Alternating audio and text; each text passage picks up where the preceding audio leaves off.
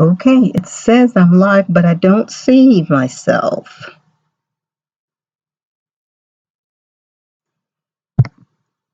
Hang on, guys.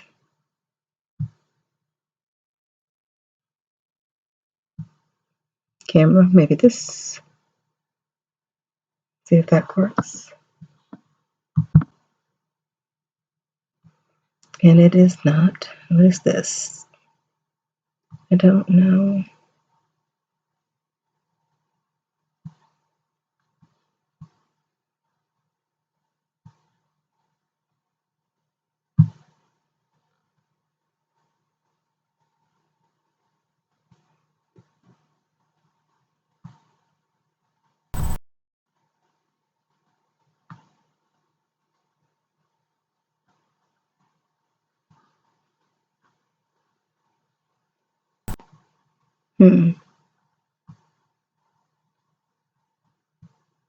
Parts. And it is not. What is this? I don't know. This is not good because I don't know what I'm doing. This is a mess. Oh my God. This is a mess. And I got somebody watching me and I don't know what I'm doing. You can hear me, but you can't see. And I have no clue, guys.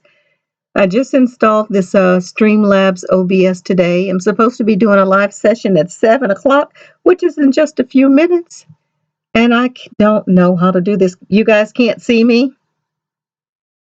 Here, but can't see. Okay, thanks, Allison.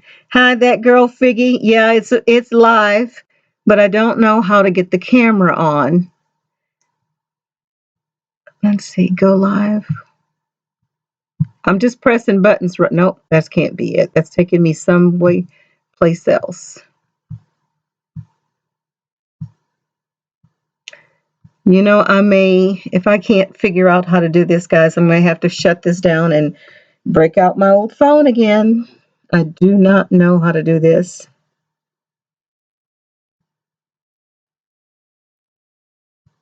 The red play bar is going back and forth. Okay, I don't know what that means.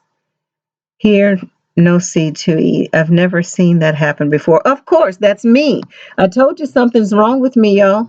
Every time I get around electronics, the hard drives fry and things don't work right around me. Let's see, do you have the cap on the camera? No, it's on my laptop, baby. Plug it in. It's already plugged in. We can hear you clear, but you can't see. Hey, Empath. Hey, Lily. I said I was going to call you, but it's not time yet. I just pressed the button and it's working. Okay. Hang on. Unread messages. Studio. Let me see what that means. Let's try this.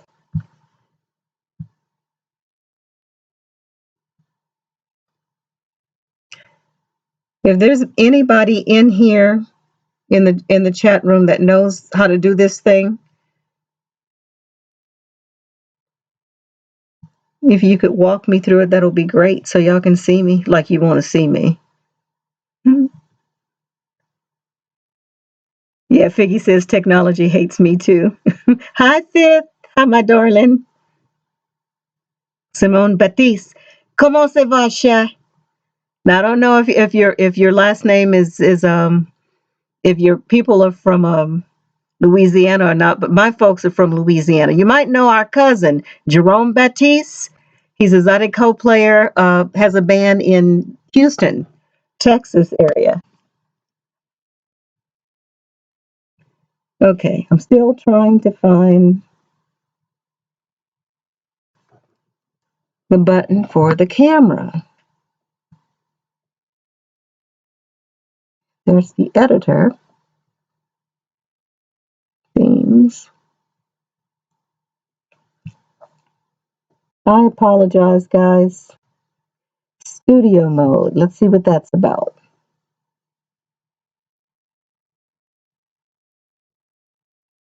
No.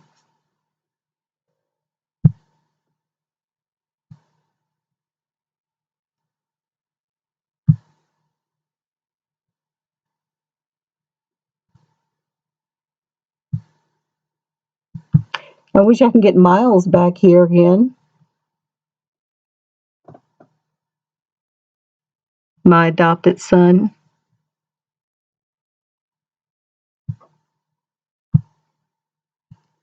Did that help? Nope.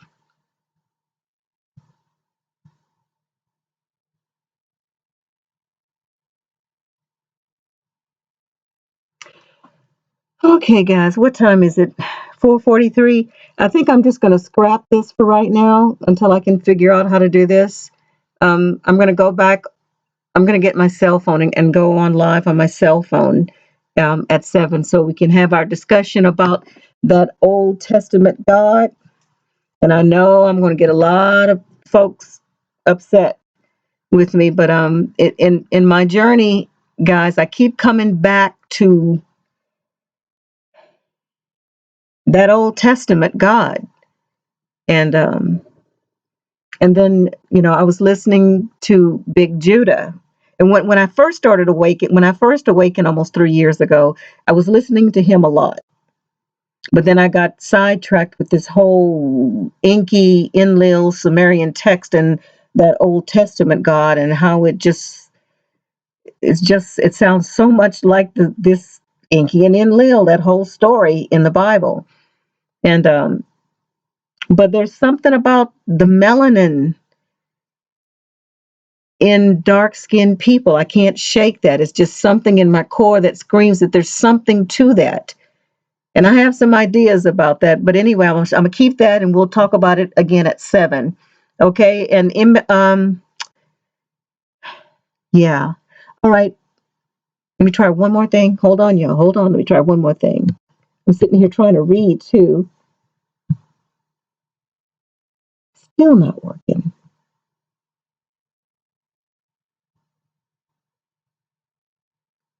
Toggle.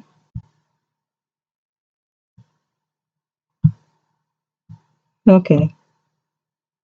All right. It's not working, y'all. So, wow. Now to figure out how to turn this thing off. The first time I did it, I thought I turned it off, but then it stayed on saying it was still live. There is a go to YouTube to view your live stream. No,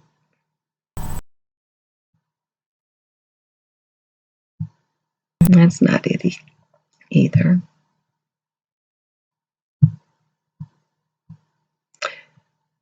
Okay, guys.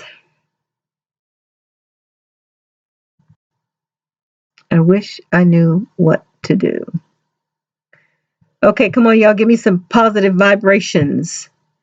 Send me some technology particles through here. Okay, that's not working either. All right, my babies. I might have to shut the whole computer down.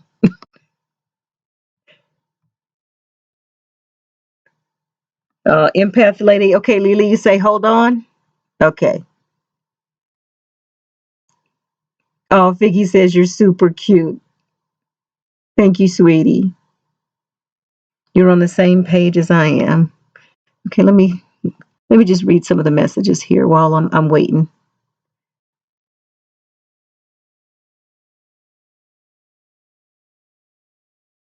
Lona Simmons says, hello, I hear you, but I can't see you. I've had a strange day. Me too. Today has been really, really weird for me. Actually, the last couple of days I've been so achy. My body just hurts. But I have fibromyalgia already, so I'm not supposed to, but it's normal for me to be achy most of the time. But the last couple of days has been kicking my butt. And just having like a just a negative, some kind of just a negative energy in the air. So I've had to kind of add some extra sparkles, or trying to keep sparkles and breathe deep because it's been strong lately. So I don't know what that is. Simone Baptiste. Hey, I need some clarity on something. Okay, what is that, Simone? Baptiste, you need clarity on what, baby? Oh, hello, beautiful angel. You're beautiful too, Fifth. And I'm still waiting to connect with you, girl. I got some stuff to tell you. Yes, they're from Louisiana. Yeah, we're kin to the Esprits, the Papillons, the Fonteneaux, and the Guillerys. And the Jones. Go figure that one. I don't know. But yeah, and in my family we have still in my family we have my relatives, some of my relatives who are they look white and they like to pass as white and they don't come to any of our family functions because they don't want to be around us black folk. And then I have some relatives who are very, very dark and they don't want to have anything to do with the lighter skin ones because we think we all that. It's just a mess, y'all. Let's see that girl Figgy. It's YouTube, not you. I can tell by the glitch in the red streamline as it's playing. It keeps jumping back and forth as if it's rewinding on its own. Okay. All right. So maybe I might just need to get out of it completely and then try and do it again another time. Allison says, I should have known you were a home girl. Yeah, absolutely. Comment ça va, chef? Ça va bien? Make you some gumbo and some boudin? Yeah, see, I told you Momo come out. When my grandmother comes out when I think about her food or just some of the things that she would say. And it is so fun. I got to tell y'all this story. There's this restaurant that we went to, French cuisine. It's called La Galette, and it just caught me off guard. It's called La Galette, but my grandmother used to tell my grandfather all the time, Pagalette. So we looked up the words of naughty words that Creole people used to say. Y'all should look that up, what Tagalet means in Creole. My grandma was a character. Let's see. Okay, see you soon. Okay, haha, it just stopped jumping back and forth as I wrote that comment. Fifth, okay, fifth, the Abrahamic God is true. And see that's kind of what I want to talk about, fifth, because that in wow, even when you go to the Sumerian text, what time is it? Maybe we could just talk. Why don't we just do that, y'all? Instead of trying to figure out if you hear me okay. Can we just do this tonight until I figure this out if you can hear me all right? What do you think?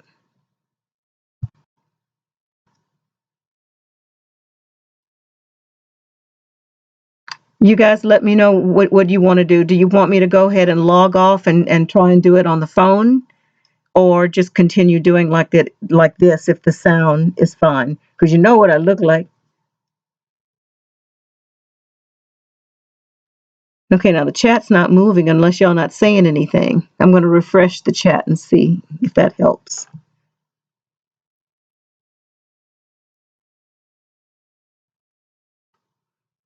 Okay. Simone says, I hear you clearly. Allison says, sure.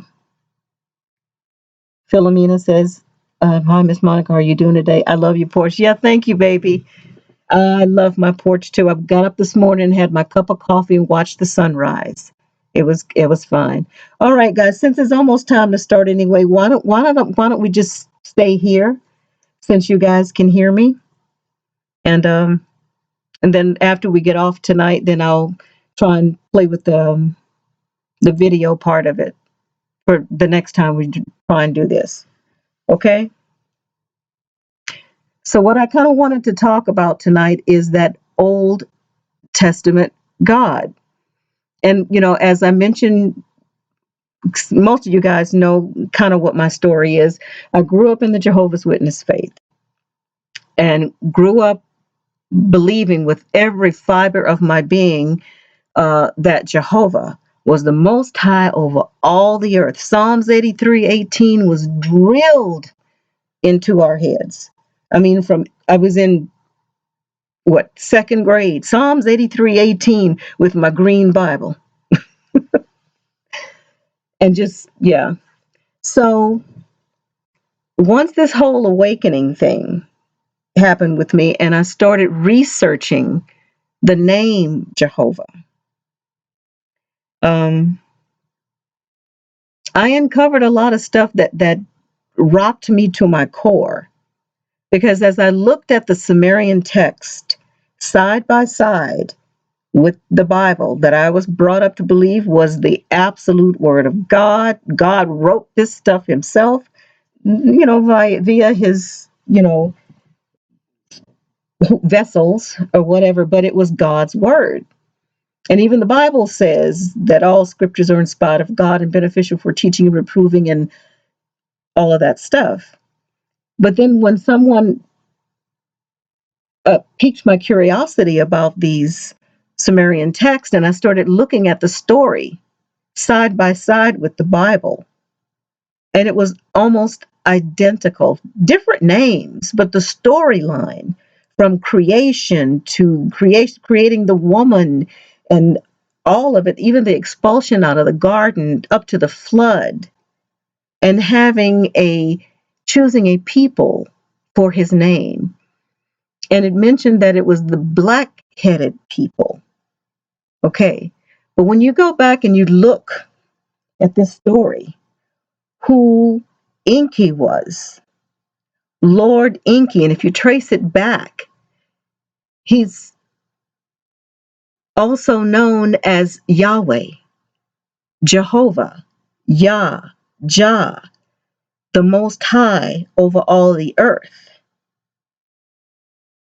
Now, my thinking right now is I still believe in that God of the Old Testament. And I don't know if it's the Elohim, and then one of the Elohim decided to want worship for himself. Because if you look at the Sefer, um, in the beginning, the Genesis 1:1, it says, in the beginning, Elohim created the heavens and the earth, yada, yada, yada, and it was good. They created it. Not they were thinking about creating it, they created it.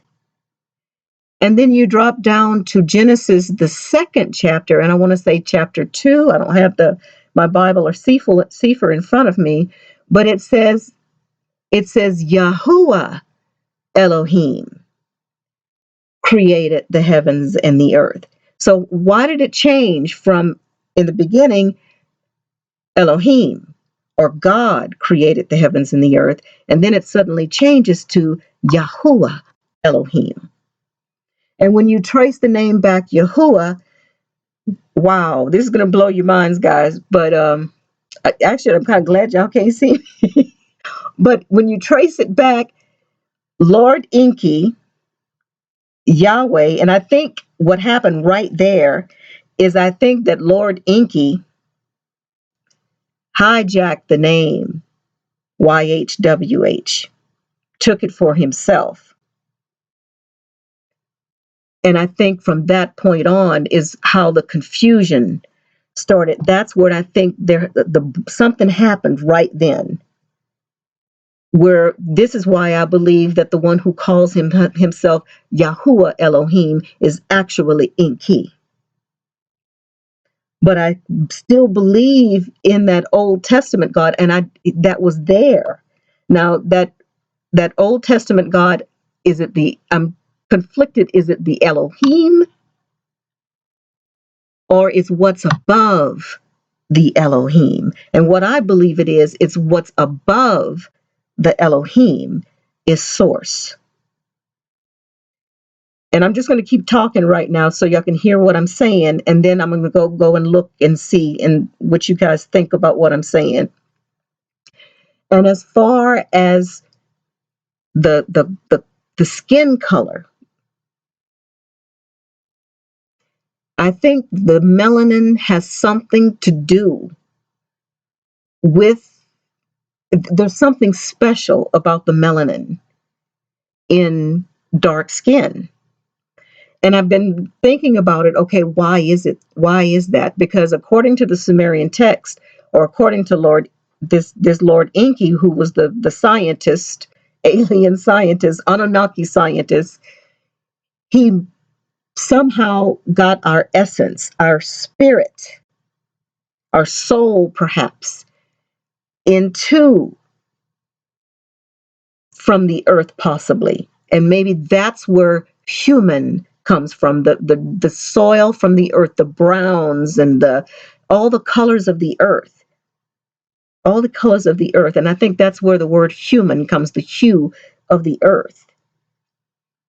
So I don't know that I don't know what to think about. I've been mulling around in my head, but I just can't shake the feeling that there's something special about the melanin in dark skin.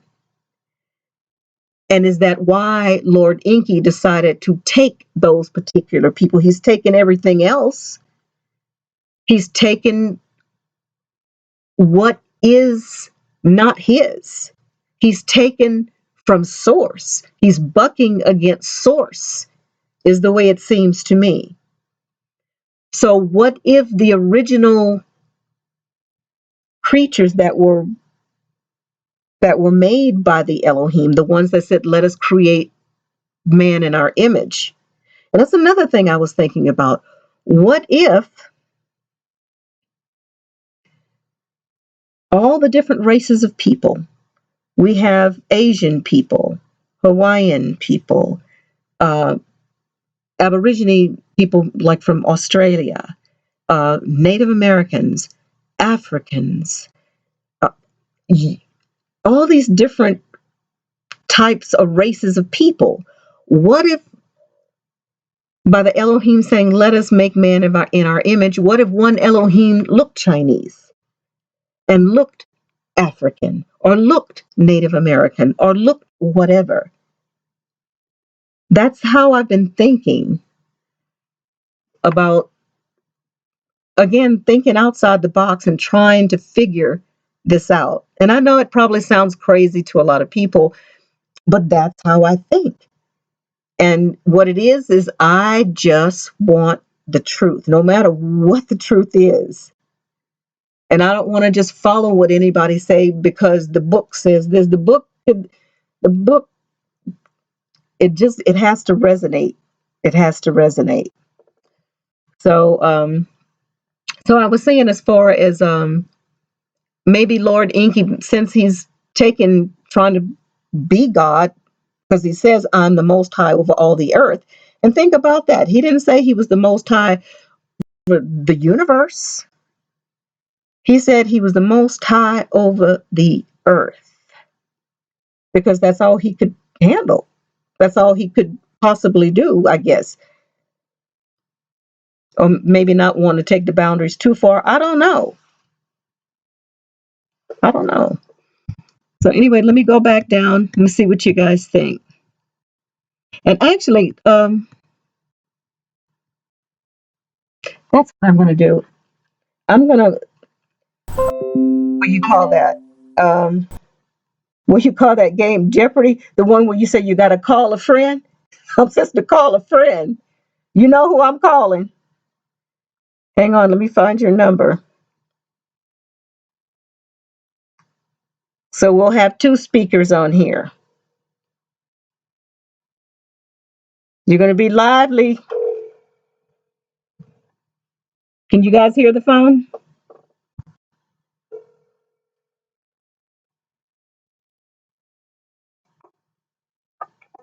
Okay.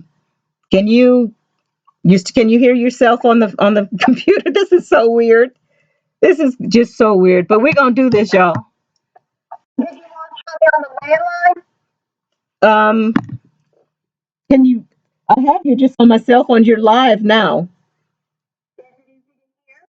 I, I don't know. Let's see. Hold on. Let me see if I can refresh this. Could you hear me clearly, Lily, as I was speaking? Okay, so I'm still on live now. Yeah, it's still there. It's still live. But the chat this program is really weird. I may look for another one. I don't know unless I can figure this out. Can you guys hear?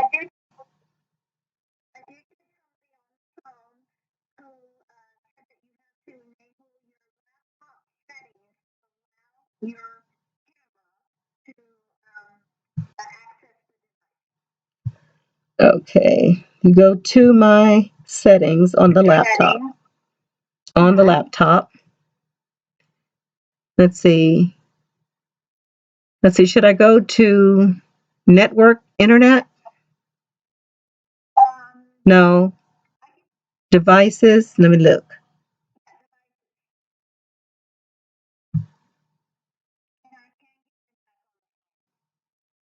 Okay, devices, Bluetooth.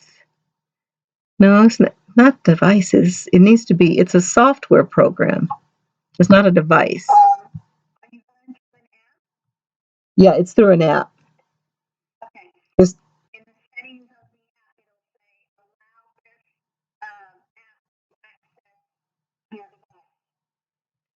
yeah, but I thought I already did that when I downloaded it. Maybe I missed the step. Counts language.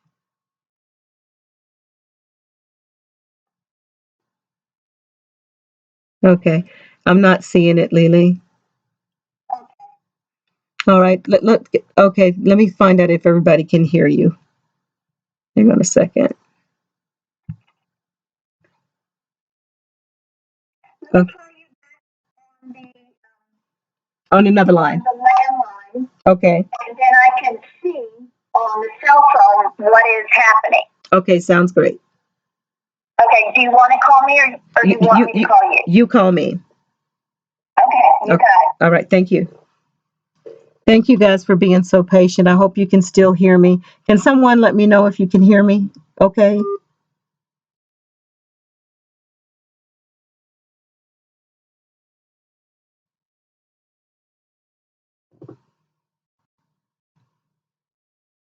Can anyone hear me okay?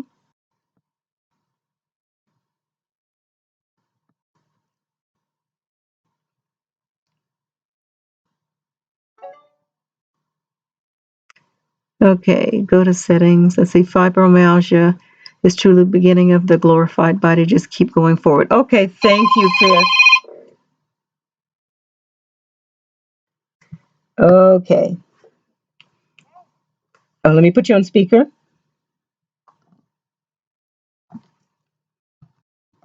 Okay, go ahead and say something, Lily. Okay, now if they can hear Lily. Okay, Philomena says I can hear you. Uh,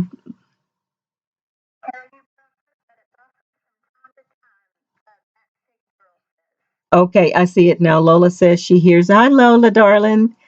Um, yeah. Yep, I can hear you very clearly, but not the image. Thank you, Joseph. I can't figure out, this is a new program, darling, and I still hadn't figured out how to get the camera going. I'll figure it out. But since you guys can hear me clearly, and can you guys hear Lily okay?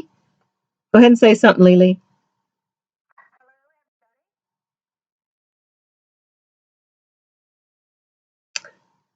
Yeah, Philomena, we don't have an image. I know that, darling. I just want to know, can anybody hear Lily? She's gonna say something.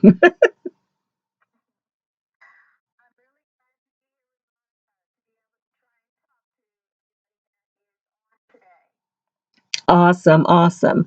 Okay. Hi. Barely hear Lily. Okay, thank you, Figgy. That's what I need. Let me move the speaker. Let me try something else. Say it again, Lily, one more time. Same thing.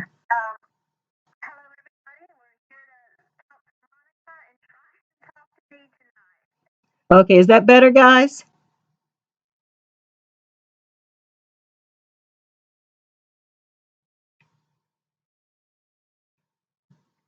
Okay, now she says she can't hear Lily at all.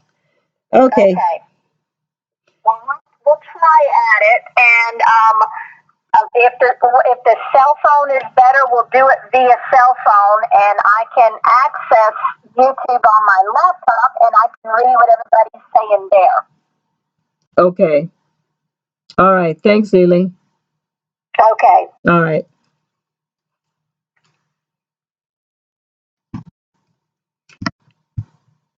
All right. So start putting your guys' thoughts in the comments of what you think about that. What do you think about the whole Inky and Lil thing? Do you think there's a possibility that Inky hijacked the name YHWH, the Tetragrammaton, and that's what's causing all the confusion?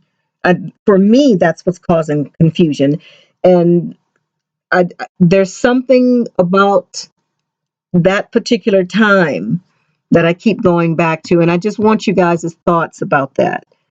Okay, let's see. Okay, the fifth says that's where I left off. The Abrahamic God is true. Okay. Figgy says that melanin is an intelligence. It's a molecule produced by the pineal gland. Okay, I can take that. So that means that people that don't have a lot of melanin has intelligence. I know y'all gonna laugh at me, but intelligence is a molecule produced by the pineal gland. Intelligence. So that means that people that have a lot of melanin have more intelligence than people that have less melanin. Is that what you mean, Figgy, in regards to when it comes to your pineal gland? Fifth says Rainbow Warriors. Yay! Luana says you're on the same page as I am. Figgy, you're cute. You're cute too. I'm getting help. Okay, sent. In fact, yeah, Lily went to get some help. Okay, go to settings. Fifth says fibromyalgia is truly the beginning of the glorified body. Just going forward, it will all heal. You know what? Fifth, my daughter, the last couple of days, she just came over to the house. I just left her house, and she's feeling really, really weird. To the point, the last time she felt like this, we took her to the emergency room because she just feeling weird. And I keep telling her that she's having ascension symptoms and she thinks mama has lost her mind. But I think that's what's going on. She says, I'm not ready to ascend.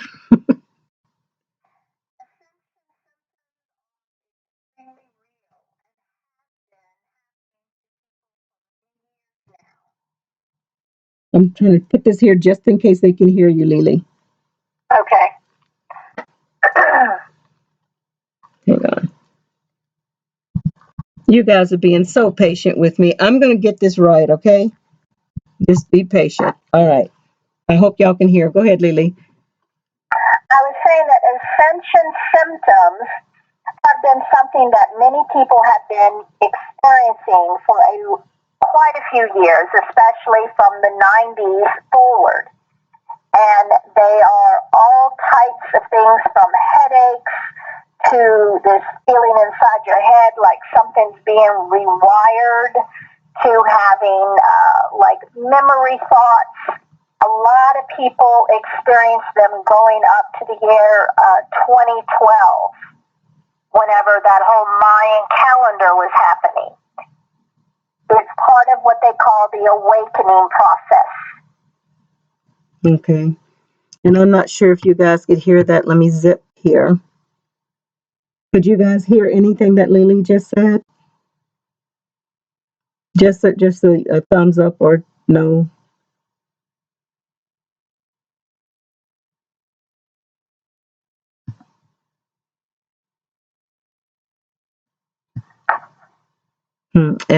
Can you guys hear me? Could you hear me, Lily? I am not hearing feedback on there's like a delay. Mm-hmm. on the cell phone. Okay, Philomena says yes. She said she heard you. Let's see. Okay. I see Philomena where she said yes. Okay. And Scott Lewis says, I sure hope you don't come to the Abrahamic religion.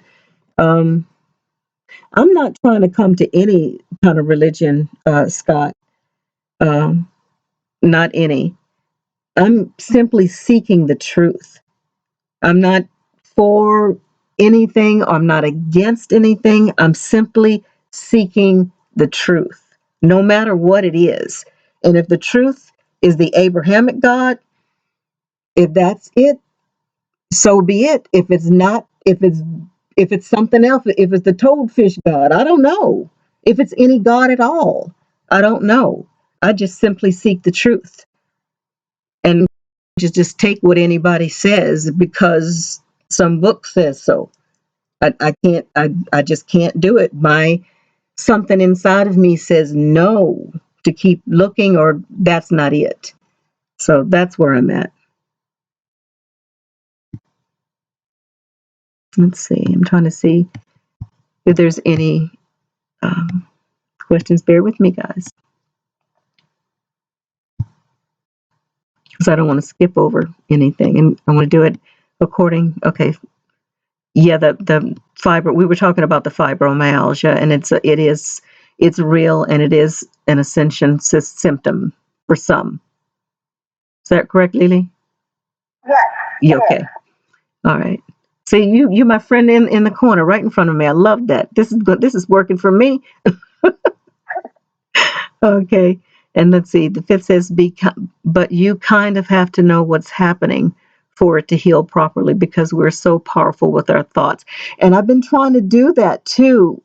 Fifth, I've been learning more about the uh, thought and heart, connecting the two together. Something about your intention. What is it, Lily? What am I trying to say? Well, whenever our intention is there, we're sending out a powerful message. Essentially, we're accessing our higher selves. We're accessing the communication that we have with ourselves, the planet, the universe. We're trying to connect it all. And in this awakening process that so many people are part of, they're learning that we are not separate like we all thought we were. And that is one of the things that is helping people is to learn that separation is not what unites us. Connecting is what is going to unite people to help our world, to help our planet, to help people to be able to be on the side of humanity is what I would call it. And see, and that's what I think. That's what I feel too, Lily. That we are one. We're one together. I mean, we're all connected. Yes. Okay, let's see. Let's kind of know what to heal. Privacy settings. I'm trying to get to some questions. Simone says, I have been dreaming of Native American white with drums. Wow. I've been dreaming of Native American white with drums. What do you think about that, Lily? Native American white. Now, what does the white part mean? And say, I don't know. Can you share with us, Simone? You said that you've been dreaming of Native American white with drums. What do you mean by that? What is white? And did you mean for it to say white with drums? Probably yes. White what?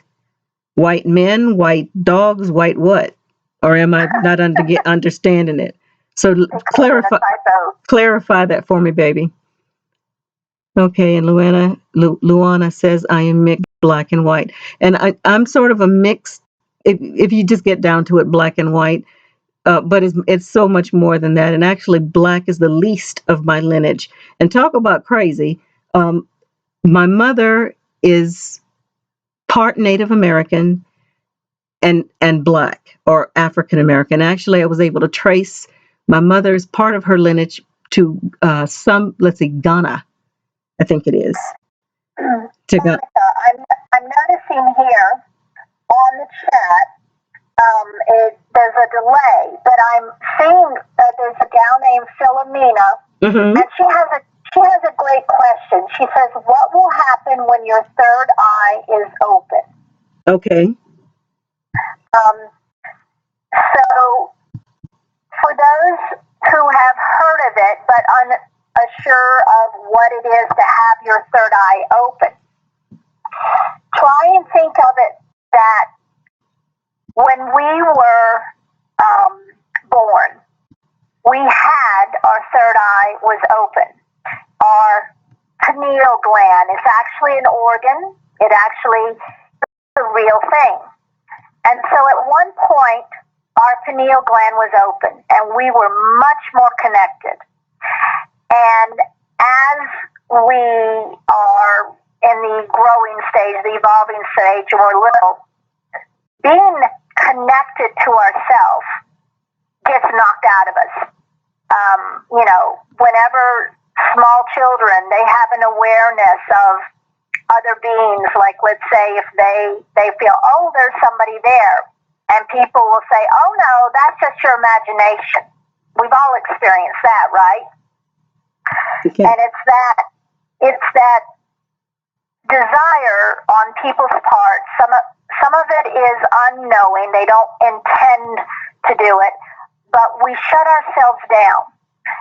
And then in terms of, for those of you who are aware of that, there is a large sector that does a lot to control us. They are putting things for many, many lifetimes of us into place, things to dumb us down, to make it so that we are not aware. And part of the things that have been put in place was a thing called fluoride. And fluoride, it calcifies the pineal gland. And so your third eye is not a thing to be afraid of or to be fearful of, because you were well aware of your pineal glands, of your third eyes at one point. And it's coming back to a more natural state where you're more in tune with yourself. You believe in yourself more. You trust yourself more, rather than feeling like you need somebody else or something else to trust. When you trust in yourself, you really start to then in turn connect to who you really are. And you also start to experience where whenever a person, I know many of you know that Monica has spoken of me as being an empathic psychic, an energy healer. And whenever we allow ourselves to be very still and very calm and very comfortable, and when we're that way inside, we can slow our vibration down so that we can essentially tap in to information or tap in to hearing. We all have that capability, but we have been taught to fear it. Okay, Monica, go ahead. Okay, awesome. Thank you, Lily. And that's, I guess that's the spot I'm trying to get to now. Sometimes I think that that's a question I have for you, Lily. Is there such thing as actually partially opening your pineal gland? Because I'm having like Absolutely. I'm having like glimmers of things, and it actually feels the sensation. I can actually, with my eyes closed, I can see, like, it's almost like a turquoise colored eye, Excellent. a turquoise colored eye, and it's beautiful. And sometimes it's like, it's hard to explain. and then it just disappears. It just kind of disintegrates and goes away, and I'm disappointed because I've had like one experience to where it was like a whole new world opened up to me, and it was wonderful. But it was just for a brief moment. I think I told you guys about that when I had this. I guess maybe that was a lucid dream, to where I felt like I was flying, and it was what I saw was absolutely breathtaking. The colors, and I felt I was flying, light as a feather. I wish I would have looked down and see what I looked like and see if my belly was still there or not. But was that a lucid dream, or was that my pineal gland partially opening, Lily? Well, it can be a combination. Um, One thing I do want everybody to know is there is no one way. There's not necessarily 100% of this is the way it has to be done. Everybody has their awarenesses and their opening according to what works for them. An example is for people who are familiar with what psychic information is, they have this term called clair or clairaudient, clairvoyant, clairsentient. They call them the clairs. Those are the types of way that a person perceives information. And so some people may not be comfortable hearing information. They might not be comfortable seeing information. Like the old movie, I See Dead People. What was that? Bruce Willis movie, Mm-hmm. It's like there are different ways that a person can tap into information. And so you may not ever hear information or feel information in the same way as another person. It's sort of a walk in progress, Monica. But like what you said about the color, that is definitely the beginning of being able to perceive information. I remember how it was for me that going back to my JW witness days,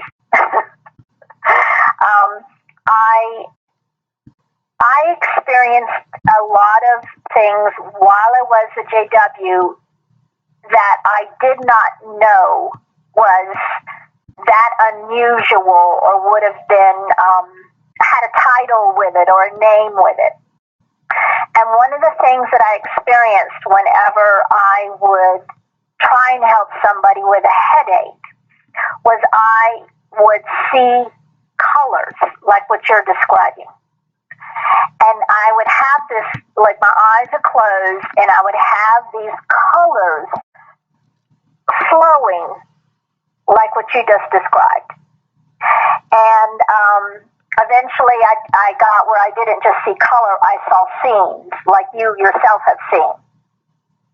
And the colors were working for me to essentially learn what some people in the psychic world call their symbols or the way that they interpret.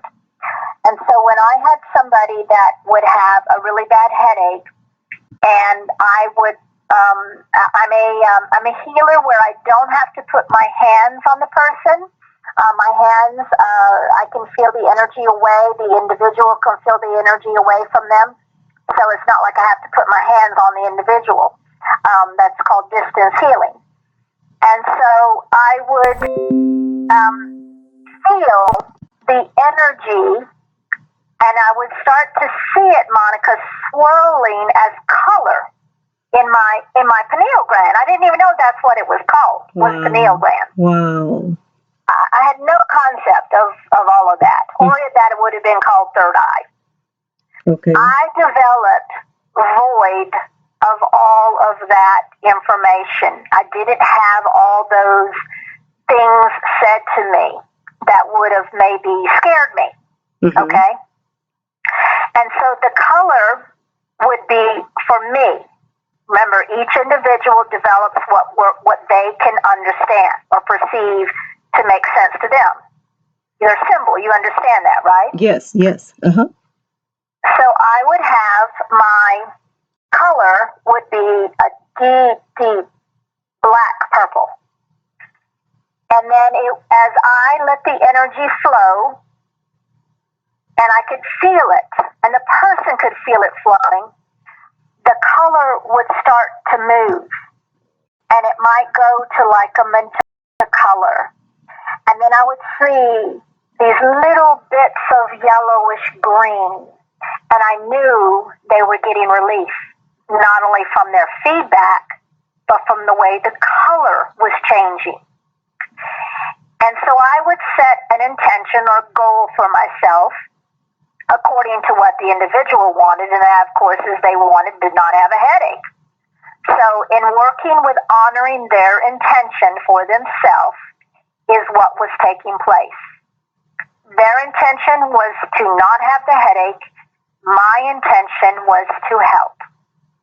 And so therefore these colors would swirl around, and then when it would get real bright green, that coincided usually when that individual would kind of like, oh, that feels so good. Thank you so much.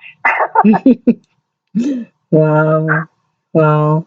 And hearing you talk about that Lily, growing up in the Jehovah's Witness, I'm going to say cult,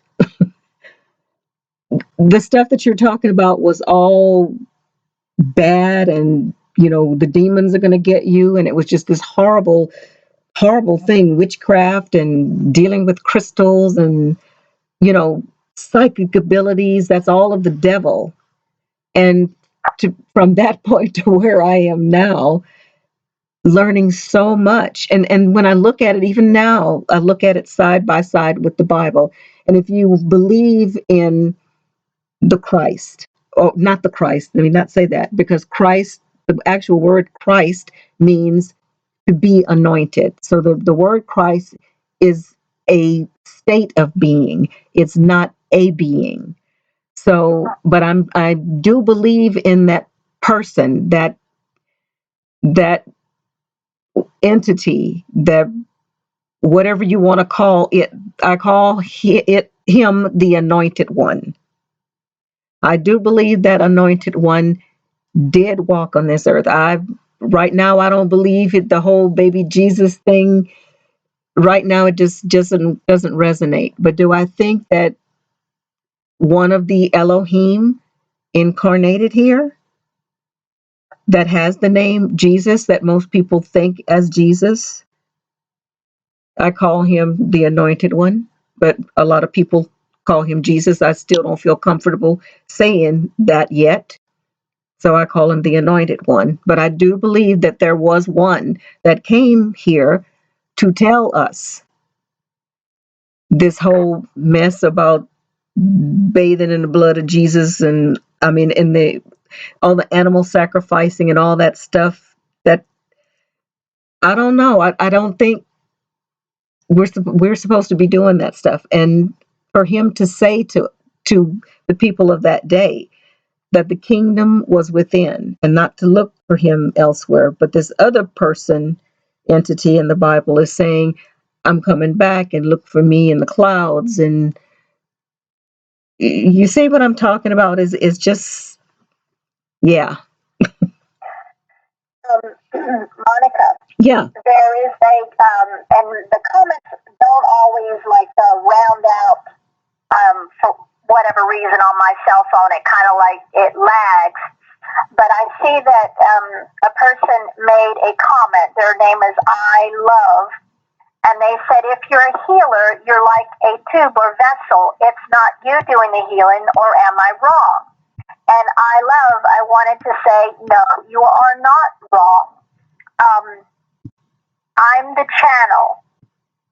It comes from outside of me into me, and I'm just directing it out to the person. I'm just helping facilitate it for this individual.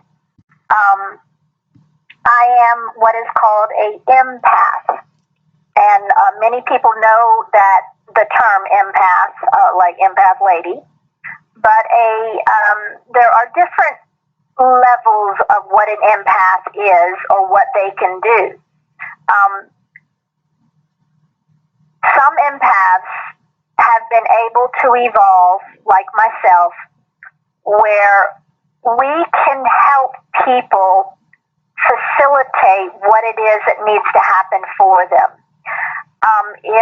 If any of y'all are old Star Trek, the original fans of that era, there was a television show where the characters, Leonard Nimoy's character, Spock, and Bones and Kirk, they were all transported to this planet.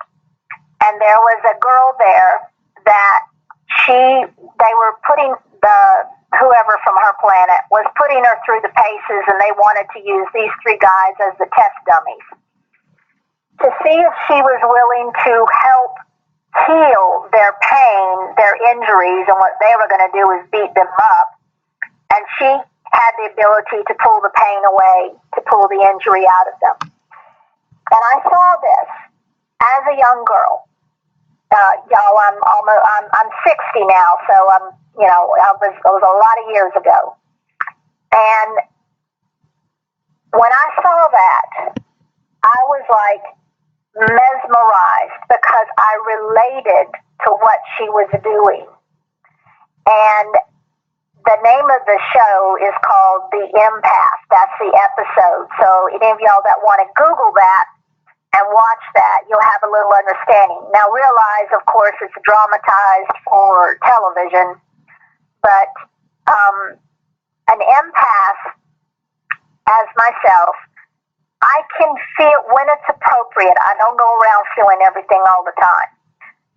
When it's appropriate, I can feel what is happening in another individual. And I like to use an example like if somebody had kidney stones or if they had knee pain or shoulder surgery or whatever it may be. I can feel that in me, and energy-wise, I'm able to work on it within me to have it work towards the other person to help them. And I discovered this not even knowing what it was. It just became what I did.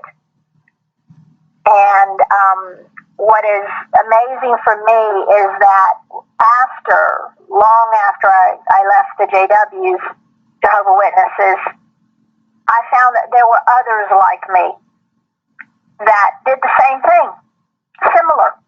Some did it on a different way that worked for them, and that's what I was saying about being psychic. It's what works for the individual, what they feel comfortable with. And so what I used to say to people is, this is not me trying to do this. This is mostly your intention. Mm-hmm. You're asking, and some people refer to that as praying. They would say, I prayed for help. I prayed for an answer. And my translation of that is that you were sending out this message to the universe for help. And then you run into, that person usually ran into me, and I had said to the universe, what I can do with what this is that I have, I want to be of service. I want to help. And I used the old, remember the old song, Here I Am, Send Me, Monica? Yes. Yeah, almost broke out into it, girl. That's the way I felt. I mean, I was like, I remember saying to myself when I was officially out of the religion, I said, here I am, send me. I'm ready. Wow. Well, how do you want to guide me to be of service, to be of help? And that is how my pathway of healing and other things started evolving, where I was no longer keeping it to myself. And just a few that experienced it. And so it is, as I love your saying, it is that you are she says YouTube or a tube. You're essentially being the vessel or the pathway for that to happen. Right, right. Because so what I'm getting out of this is the power that's in us is that God spark, or that energy, Yes. from source. Yes. So in that way, that's how we are like gods, because we have that God spark in us. So anything that we do comes from source, because source is within us. Does that make sense? Yes, it does. And one of the areas that now I, like everyone in the audience, have watched Dear Monica evolve. And, I love how she is able to just be very fluid and free with how she's experiencing things and learning about stuff, and she's very open-minded. And so there's been various times where I've kept my opinion to itself, and then she'll come back a month or two later, and she'll call and she'll say, I need to talk about this. And it's funny you should say that, Lily, because when you say that you just said, here I am, send me, and it was so odd that I would, number one, speak to, she just happened. I don't even know how she happened, but she came at a point in my life, or in this, on this journey, that was so helpful. Thank you, When Lily. Thank you, darling. And you have been a gift to me.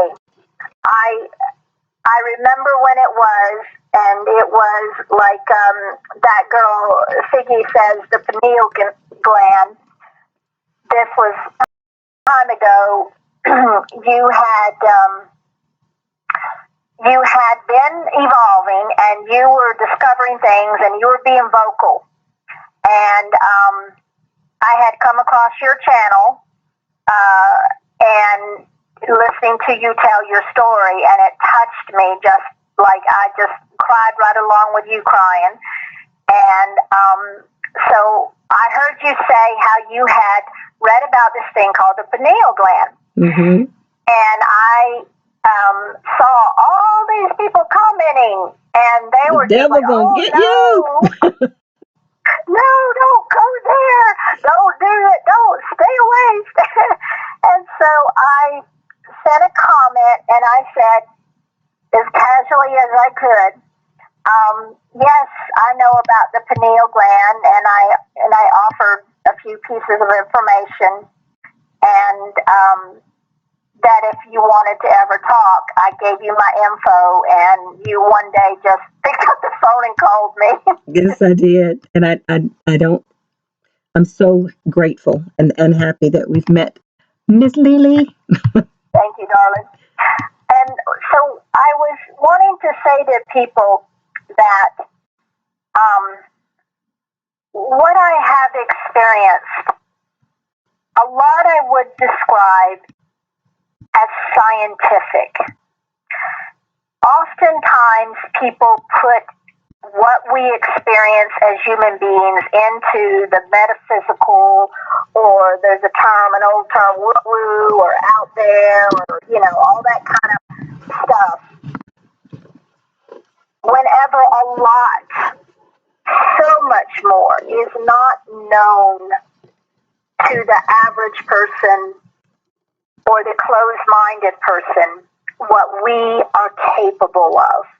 And I personally believe that we are doing a natural thing. And it is something more of our truer state, more of our scientific state of what we are capable of. And there was a video that came out in 2009 that I had recently come across, and I remembered it from a long time ago. I couldn't remember everything in it, but I picked it up someplace at a yard sale or someplace, and I started to watch it. I was like, "Oh my gosh, I got to send this to Monica. I got to tell her about this." And so I found a link, and if we can find it again, then I will somehow know to get the link, or anybody can Google it. But it is with healers and science. And when you start watching these scientists talk about what they have checked the brain to do, it just demystifies a whole lot about what I am and what I do. I really feel like there is that we are connecting, as you said, Monica, the God energy, the God spark.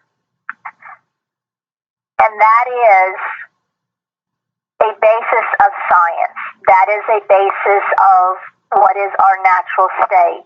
It's not all about like whether the person is a spiritual person or this or that. I believe that it's quantum physics. It's energy. It's the energies in it. That's in everything. It's in stones. It's in trees. It's in the ground. It's all around us. It's energy, and we are energy. Yes, we are very much. Yeah. Well, thanks for that. That was, see, I told you guys she is a wealth of knowledge, and we're going to have her on regularly, guys. I'm looking at the time here. I don't know about the rules. How long can we do this? Is there a cutoff time? Does anybody I don't know? think there is. I can keep talking. Yes. Okay, well, we'll keep, if you guys are hanging with us, Lily, you okay? Still hanging in with me? Okay, well, we'll hang in there. All right, let's see. Let me get to the next question. Figgy says racism is like a computer virus, computer virus program created for our computer brains. Yes. If racism was not created, melanated beings would take over like we have in sports, entertainment, and inventing most all things. Hmm. I would say to that, there's something to that, Figgy. Um, like I was mentioning earlier, that there's something about the melanin in our skin, in dark skinned people. Um, I don't know. What are your thoughts on that, Lily? I know I'm putting you on the spot on this one. Well, I haven't. I don't really have a thought on there being a segregation of color, like giving one race over the other a certain level of intelligence or, an up, so to speak. I know that various races of people are known for certain characteristics that are extremely positive. Mm-hmm. But I would offer this. I believe all man is created and has evolved according to maybe what they were, the context of what their generations were subject to. Okay? Mm-hmm. And so if you have, like, let's say, and I'm terrible on knowing the different Oriental, but the Asian, like where you have Japanese, you have Indonesian, Taiwanese, yeah. Yeah, there's like so many, and it's so easy to offend anyone because you're not really sure. But yet, if you say do it Indonesian, oh, are you Vietnamese, and they're offended. Right. So outside of offending anyone, so excuse my lack of knowledge that way. My understanding is that certain races are subject to certain upbringings that tend to like educate them a certain way or push them a certain way or give them more knowledge. And I feel that as the person had said, segregation, I feel that human segregation, making us about color, has been part of a control process to create separation. Because if you were to take one of these sci-fi kind of movies where you have all these beams and all these colors and the way people look, and then some of them don't even look human, but yet they're all working in harmony, and they all have what they bring to the table as an asset to work together. Mm-hmm. That's more the way that I project out there for it to be, that we're just people. We're just humans. Mm-hmm. And some humans have the gift of a higher intelligence for a variety of factors beyond, the norm. Or some that, were raised, and I can use myself as an example. I was raised in a very Southern culture during the years of what would have been considered the change from like black and white going to one school. Segregation, what was that called? Yeah. Integration, I forget what that was called. Segregation, yeah. Yeah, segregation. And so, but I grew up in a town where it was like my neighbors were black. We didn't have like much other races like Spanish or cultures or stuff like that, but we had black and white. But I was raised by parents who didn't put segregation in. And so it was much easier for me in school than it was for somebody who wasn't raised like that. And whenever people talk about segregating or racism now, I think it's so funny how it well, it's not funny, it's very sad. How it's gotten, and whenever you are in an area where maybe your school systems are not very good, you still can have extreme knowledge and common sense. You can bypass what your family's genes are. You can bypass what your school knowledge was. It's all within every human's capability. Yeah, I hear what you're saying, Lily, but I think the angle that she's coming from, and that I think I'm coming from, is there is something special about the dark-skinned people. And I say that because why was it an issue? It has been an issue about lineage for a long time, and even in the Sumerian text, why did Lord Enki in these writings predate the Bible by 2,500 years, but Lord Enki chose a people for his name. He chose the black-headed people. So even before the Bible, there was an interest in the dark skin. Why is that? That's what I'm saying. There's something about the dark skin, and why is it that the people with dark skin, and what am I trying to say about what has happened specifically for people of color being brought across the ocean into slavery? It fits what's in the Bible of what would happen to these people. They would be taken from their homeland, and a lot of people are saying that it's the African Americans that fit all of this prophecy, this 400-year prophecy or whatever. I'm not real versed in that at all, but that whole deal. And a lot of people believe that the chosen people are African Americans, and I have to say that I wrestle with that because something in my core tells me that there is something to this whole melanin issue. Why is it a huge issue 2,500 years before the Bible was an issue for Lord Inky. He wanted the dark, but he chose the black-headed people. So that, and if you trace Lord Inky back into the Bible, it transfers him into Yahweh. Those are Yahweh's people. So why did Lord Inky, aka Yahweh, Jehovah, choose these people? Why?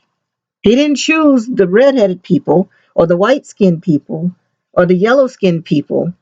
He chose the black-headed people. So that's why I'm saying, and I think what she was saying too, is there's something about the melanin. Well, usually, and growing up around a lot of black people for a lot of years, they could be older in age and look young and youthful and beautiful skin and healthy. Absolutely. Black don't crack, baby.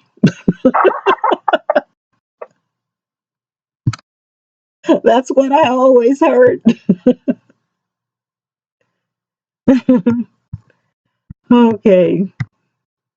So where were we? So I don't know. Again, that's just me. I think that there's something to that. Not, you know, do I think that black people are better than white people? I don't believe that. But I can't shake this feeling that there's something about that dark melanin. And when I first got into awakened from the whole Jehovah's Witness nightmare, I was convinced I was a black Hebrew Israelite, and and I was welcomed. Everybody, was saying, "Oh, welcome, sister," until they found out that my dad was white, and then I was all of a sudden I was a Edomite. I'm seeing in the comment, and I don't know, like I say, the lag, if this is the last comment, but it says 8:53 on my cell. It says, I love says, I'm either schizophrenic or under AI and quantum computing technique since young. And I love, I'm not exactly 100% sure the reference point of what you're saying, but I will 100% agree with you that there is an awful lot of techniques that have been put into place that are about controlling our minds and also making us think that we're crazy, for sure. Yeah. And the nano intelligence, the little nanobites and the little things that are out there are very real in how they are working at controlling people, as well as a lot of programs. And actually, Jehovah Witnesses were sort of the concept of controlling a large sector of people. They're a perfect example of having been able to learn how to control a large population. Mm-hmm. Yeah. And she also says fear is the only control. If you have no fear, you are not controlled. And she is absolutely right. Mm-hmm. Fear is a huge control factor, and that is also part of a large part of my opinion is what organized religion has going for it, is that there's a lot of control through fear. Mm-hmm. Yeah. Sometimes I'm listening, just listening now. Sometimes I think that like I was watching a video last night dealing with the mark of Cain, and the mark of Cain was supposed to be like was stricken with leprosy, or saying that it was like a turn the skin white. So that was the mark of Cain. And I'm just getting into this, so my mind is like, okay, the mark of Cain. So maybe it's the whole brother thing. And I'm thinking of everything that's in the Bible. It's always dueling brothers. If you think about it, going over to Inky and Enlil, they were dueling as well. The same story continues on into the Bible. Cain and Abel. Let's go there. Cain, if he had the mark of leprosy or the white skin, that would have been the bad guy because he killed his brother Abel. And Abel is the line through, I guess that's Seth, which would be Christ or Jesus's line, if I'm not mistaken. Am I right about that? Does anybody know? Yeah, I'm not. I don't really have an opinion on it. Mm-hmm. Not really sure to offer an opinion on it, because I group it into being about separating, and yes, having the fighting happen is a way to separate without a doubt. Exactly, and that's why I battle with this, because knowing what I know now, we are one, all of us. So this God, Enki, the one who's pretending he's Yahweh, let's put it that way, because I think that's what's happening. He's pretending to be Yahweh. He's the one that maybe making all these rules. What am I trying to say? What am I trying? You know what I'm trying to say, Lily? I do. I think that you're trying to define out more of the information that you have come across in researching, going back as far as you can, where there's something tangible to work with. Yeah. See, because Yahweh or Enki, if he's Almighty God, why is he insisting exclusive devotion? Why is he telling them don't worship any other gods? That's a why? There's no reason to do that. That's what makes me think this is not source that's talking. This is not the true source. This is not the true Yahweh. Not the true Yahweh. This is Enki who's pretending. And that's where I think the confusion has come. And a lot of people think that they are worshiping source, something something else, and they're actually worshiping Enki with all these rules and these sacrifices and doing this. And I just don't understand, why would source need us to make any blood sacrifices? Why would God need us to do that? But it would make sense for a lesser God, an Elohim that doesn't have the powers of true source. Absolutely, I could see him doing that. You have a lot of people that are still battling with that, Monica. Mm-hmm. You know, because you get messages from your Facebooks and all the other areas. Do you still have a lot of people battling with that? Absolutely. Wow. Absolutely.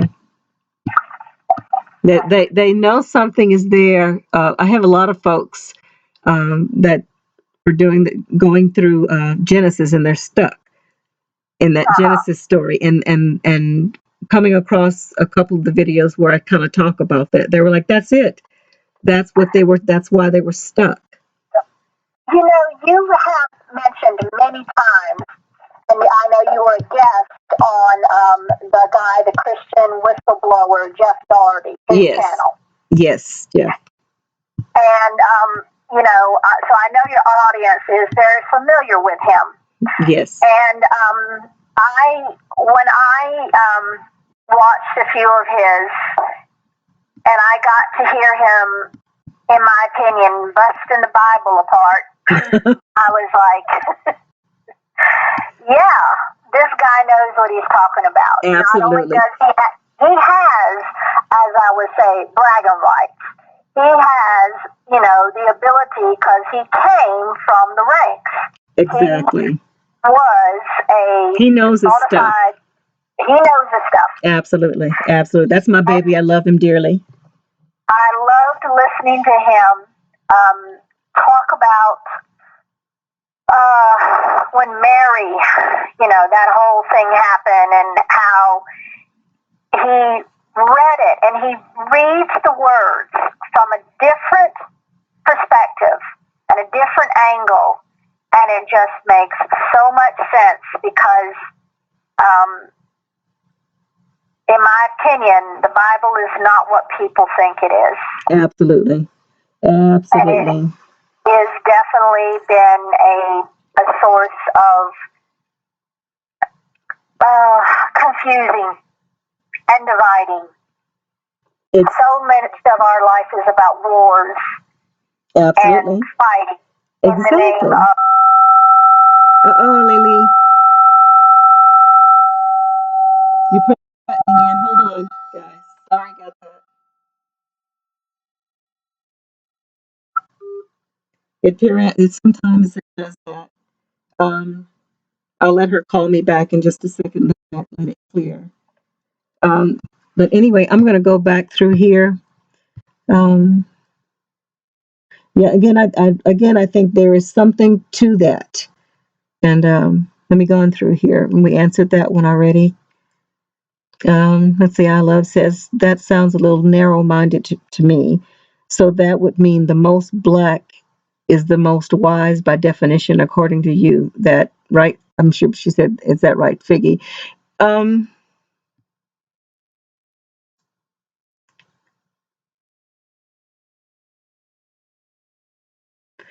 and say, I don't think so. I don't think so. There's there's so much guys that yeah, because when I think about that, the whole dark skin thing, because I consider myself black. However, on my birth certificate it says I'm Caucasian. Figure that one out. My dad was considered white and my mother was black, but where I was born, whatever your father is what the child is. So my birth certificate says I'm white. Anyway, um, so that I would love that to be.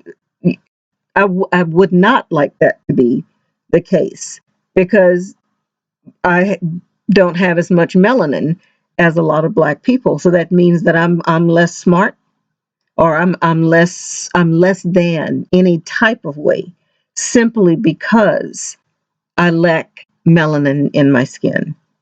To me, that seems kind of messed up considering we didn't have a choice in the matter. And if you think about things truly, if we are spirit beings, because when we die or when this meat suit or our body, this physical body dies, we go on. So we are not this suit. That's just like saying that because you wear a special suit, that means you're better than other people, when I think of it that way. Yeah. Y'all, you hear what I'm saying. Um, and Viggy says that I'm not saying that about melanated people, which include Asians and East Asians. Yeah. Overall, the West. Sensitivities will be labeled, let's see, sensitivities will be labeled schizophrenics and beyond meds for the rest of our lives. Overall in the West. I don't know. I must have missed something on that one, baby. Okay. I love you. I am the vessel. Yes, we are all vessels. So everyone except whites. No, that's not what we're saying. Maybe we don't know. This is just a discussion today. It's just an open discussion. Um, because if it's only whites, what about people who are mixed? Um, only part of us is accepted. It just doesn't make any sense. So I'm thinking this whole melanin thing is there's something special about it. I don't know. I'm just thinking right now. Okay, what if the whole 144,000 thing? What if it is a special class of spirit beings that are like the warriors that's going to warrior with um I'm going to call him Yeshua, or the anointed one, the one that came down once before.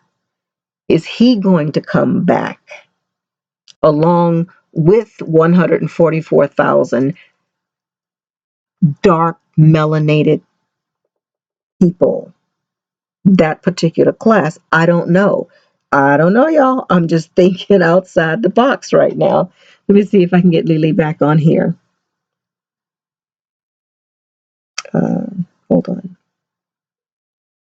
Nope, wrong one, wrong one.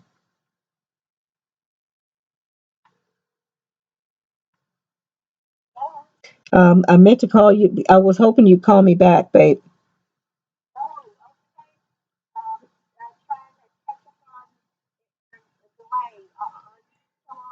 I'm still there. Yeah. Okay. All right. She'll be with us in just a moment, guys. And thank you guys for being so patient with me. Um, Actually, this is kind of fun having this discussion. I wish there was a way I can read this stuff faster. I think there's like some kind of delay. I'll figure it out. And if there's anybody in here that has experience with being moderators, if you'd like to be a moderator, I don't know how to do that. And maybe you can kind of coach me through some of this stuff. I would be so appreciative of it. I'll send you a jar of jelly. So contact me if you can help.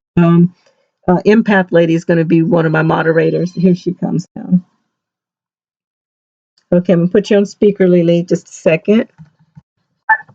Okay, try it again. There we go. Okay, she's back. There is. Okay.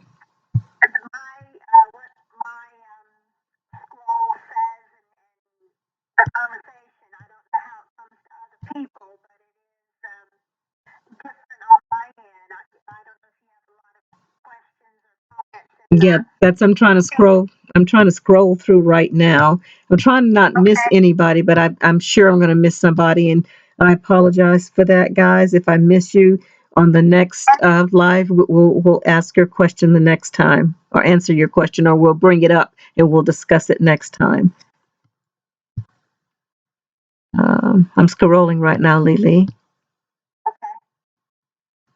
Yeah. Well,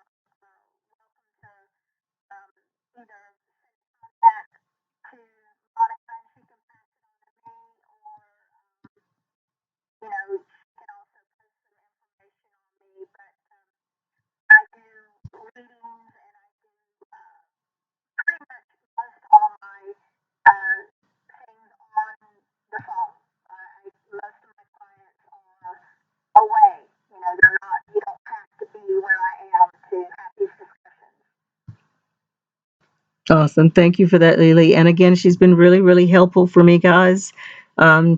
Sometimes I have pain, and she'll just the first time she worked on me, I was just beginning to open my mind to this. So I was very, very tense, and she's so empathic. Let's put it that way.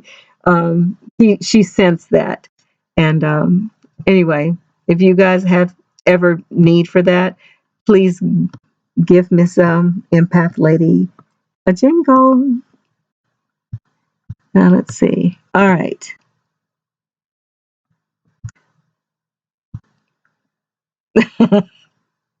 I love says meat suit. Yo, that sounds nasty. Yeah, I've seen some meat suits, and actually, mine is all kind of saggy. So, I'll be kind of ready to ascend. Or actually, I wish I could start manifesting and manifest my stomach into my butt. Okay, let me behave myself. I'm sorry, y'all. All right, y'all asked me to do this live, so I'm just being me. All right, let's see. Fear. I'll just go here. Fear is an emotional reaction, not that bad in itself. It's critical thinking that enables people not to be controlled. Absolutely. And in the Jehovah's Witness faith, they are hard on disconnecting your critical thinking cables, big time. Even your thoughts, they don't want you to have thoughts that are out of line with how they want you to think. It's like the disconnect is huge. What you are programmed or taught to be, or at least their attempt at programming. There are a lot of people who are not um, buying into the JW. They are just in it because their family is in it, and making the transition from being a Jehovah Witness to not being a Jehovah Witness is very difficult for a lot of people. Yeah. Yeah. And even after I got out, I stopped going to the Kingdom Hall, for a while there, I did the whole in and out, in and out, in and out thing. And the times, even when I was out and determined I was never going back, I still found myself adhering to that mind control. It's so hard to let that stuff go. And then when you let it go, sometimes you'll see something or hear something, and it's like a trigger, and you're back in that spot again. Yeah, That is, that programming is not to Jehovah Witnesses. That form of programming is to um, multiple types of people across the board with regards to a lot of control factors, religions, but also in general about not letting us embrace being able to think outside the box. They want us to think a certain way. that's it. There was a question. I was someone that, yeah, that girl Figgy. This is one. She says everything is in the mind, which is why we should practice exercising our imagination for the things we want. And that's what I was talking about earlier, Lily, about your thought and connecting your thought with your heart and exuding that energy, marrying the two. And that's how we manifest the things that we want. I think that's what the anointed one or the Christ, Yeshua, was saying, that we would do greater things that he did once we mastered that. Monica, let's make sure that people can hear because I've seen that they cannot hear the caller. Do you still have me on your speaker? Okay, yeah, let me turn you around. Say something again, Lily. Okay. Okay, try Is it? this. Yes. The person noted that it sounds like she's in a tube of sorts now.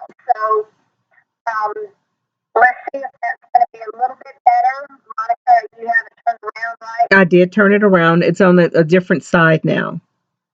I have Okay. I have the speaker directly in front of the screen now. And you also have the volume up. Yes. Okay, let's see if you get a comment that says one way or the other, they can hear me better. Okay, sounds the last comment I see, it says sounds like she's in a tube of some sort. Say it one more time. I love. Can you hear her better now?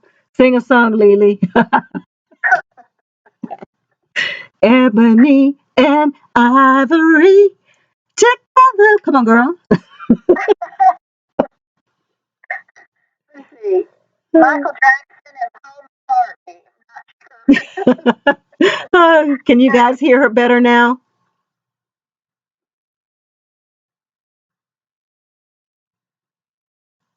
I'm not sure if Yeah. they can hear. Lily, your Okay. vessel is too wide right now. We can barely hear you. Lily. Okay. Oh, is it me? Am I Lily? Yes, in In harmony. harmony. Oh my goodness, you guys are funny. Okay, I pulled it away from the speaker so much now. Now say something again, Lily, and see if that's Okay. better. Says still not good. I am Nancy says a little better. Um, one person says I can't. I love says I can't. I think I read somewhere it said you were overseas somewhere. So, and that it was very early in the wee hours of the morning. Kay says yes. Okay, So we might have better. better. Kay says better. Okay, thank you, Kay. All right. I love, what is that? I love? No, Monica, just kidding. All right, y'all behave. Thanks, guys, for letting us know. Okay, go ahead and finish what you were saying, Lily, and I'll find out. I lost what it was. Okay, okay, not a problem, not a problem.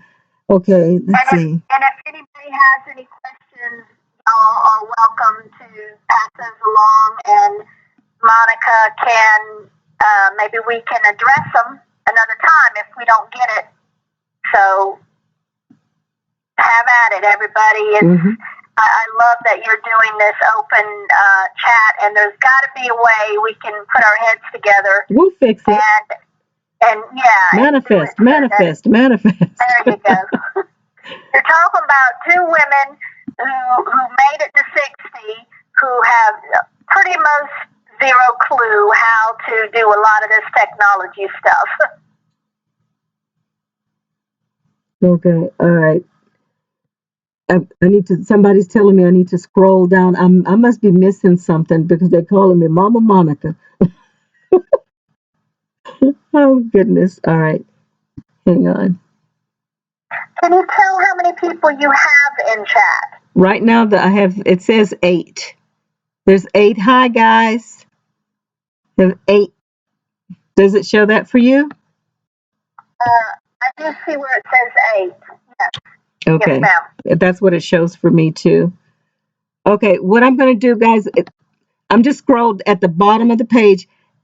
Go ahead and type your questions in again if you can. I hope y'all can copy and paste from your last one. If you have a question that I haven't answered, ask me again so I don't have to look for you. Okay? And I think that'll help, and we'll get them closer together so I don't miss y'all. And I see I am Nancy wrote hi guys. So I'm Hi, not I sure if am that's Nancy. real time. I agree with City Girl, a blog talk radio where people can call in. Yeah, And somebody told me about a Discord. If I set up a Discord, something is to where we can all talk at the same time or something. If anybody knows, is that what you're talking about, Lily? I'm not 100% sure. I just know that the computer fellow that I had called earlier trying to help you get the settings set for your camera, he used to do something with his then partner at the time where she would talk to people. She was also she was a medium, and he would like monitor, like take calls and stuff like that. And it's where people can call in and they can talk to you and they can ask questions, and the audience is able to also um, be able to do that. I see. I am Nancy says I want this lady's number. I guess that lady would be me, Empath Lady. So I am Nancy. Let me. I'm gonna post it for you, darling. Okay. And I'm then trying to. you're welcome to send me a text, and we can be in communication. That sounds Okay, so let's There see. you Here's go. something that KK says. She says, fear is an emotional reaction, not that bad in itself. It's critical. Didn't I just ask that? I sure did. That's how we got to be the whole control thing. It was a good question. I had to ask it again. Okay. I don't know how these like Jeff and all these folks do this, how they keep up with this. Maybe it might help if I had some old lady glasses on, huh? Let's see.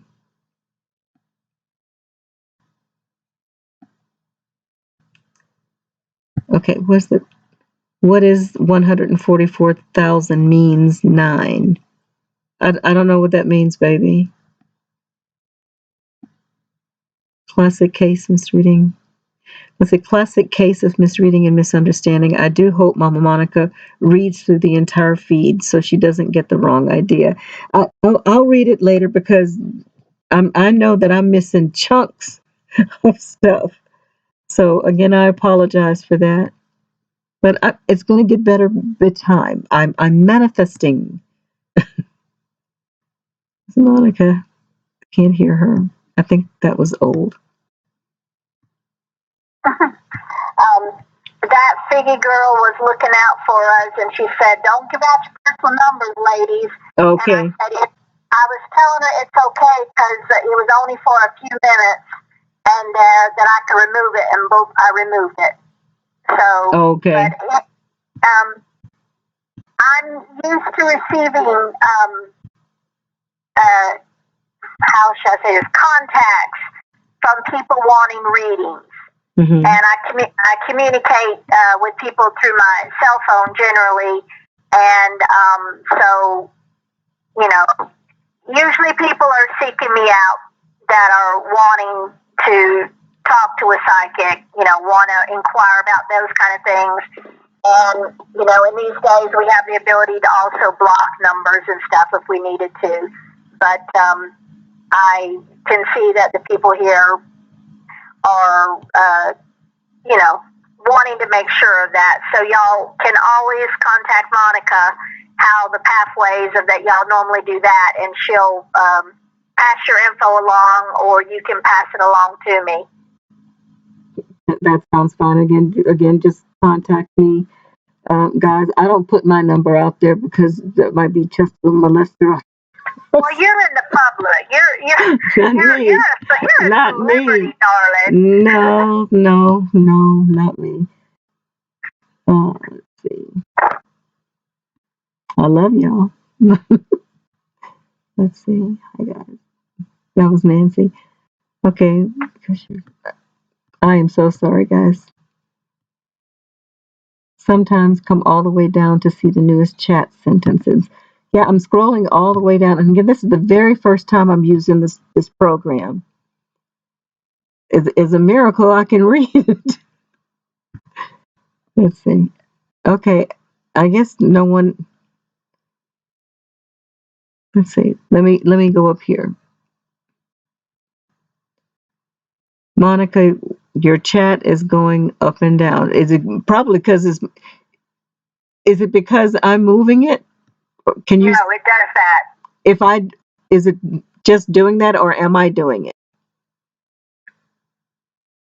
It usually goes up. It's like you have to control the scrolling.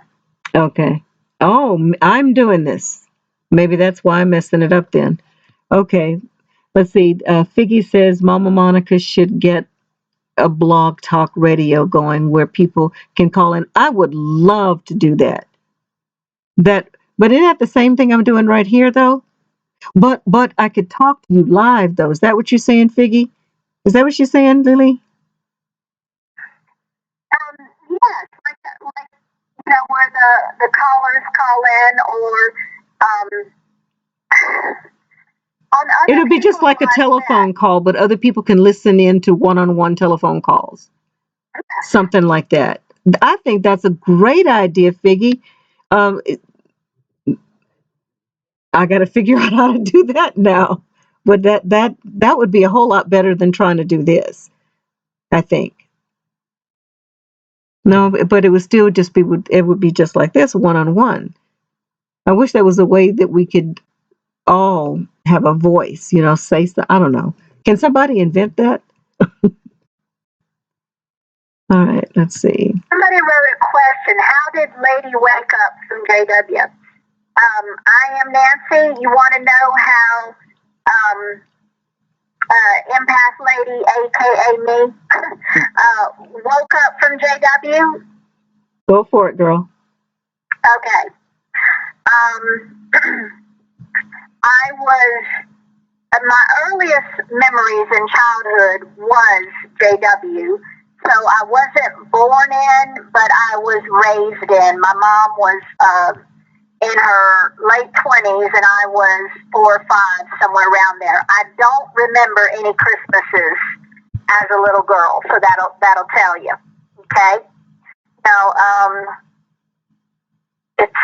someone says the call will come in better if it's digital, and I was just making sure that they could still hear.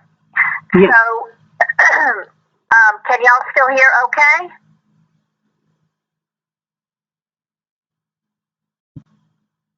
Let's see if we get a comment. If yes. Everybody is able to hear? Yes. Okay, good. So, whenever I was a little child, when I was young, and my mom was doing the JW thing, because we were contacted in what was called the Need is Great territory, unassigned territory, they called it.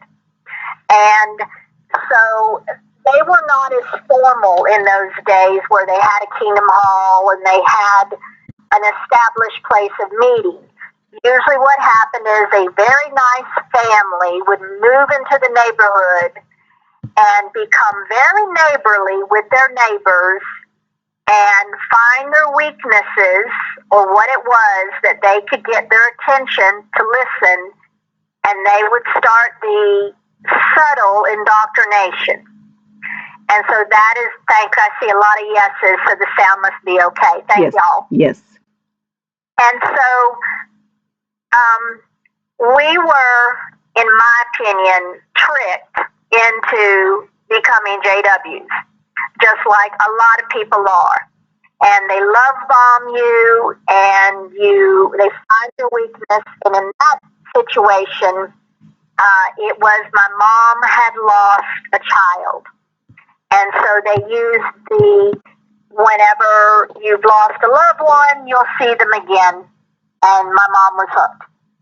And so as I was being brought to these little, first in their living room meetings, and then in their garage, and we evolved where we built an addition onto their garage. We were very involved in helping the congregation begin in our area. We would have been considered one of the founding families of our congregation. Something always felt wrong about it. Mm-hmm. And there were these old books that, Monica, you probably remember, and some of the more old-timers remember, even before the Ezekiel book, the green Ezekiel book, the Lamentations, and I don't even remember all their names. And they were like... You remember that orange one, too? The Paradise book? Yep. And something inside of me felt uneasy about what I was being told, what I was supposed to be embracing like all the other little kids. And I just didn't feel safe within the religion. I understand now why I didn't feel safe within the religion. Mm-hmm. And also for me, it was like I didn't feel like I belonged there. Something was wrong. I never felt that whatever they said that we were supposed to feel refreshed in Jehovah's house.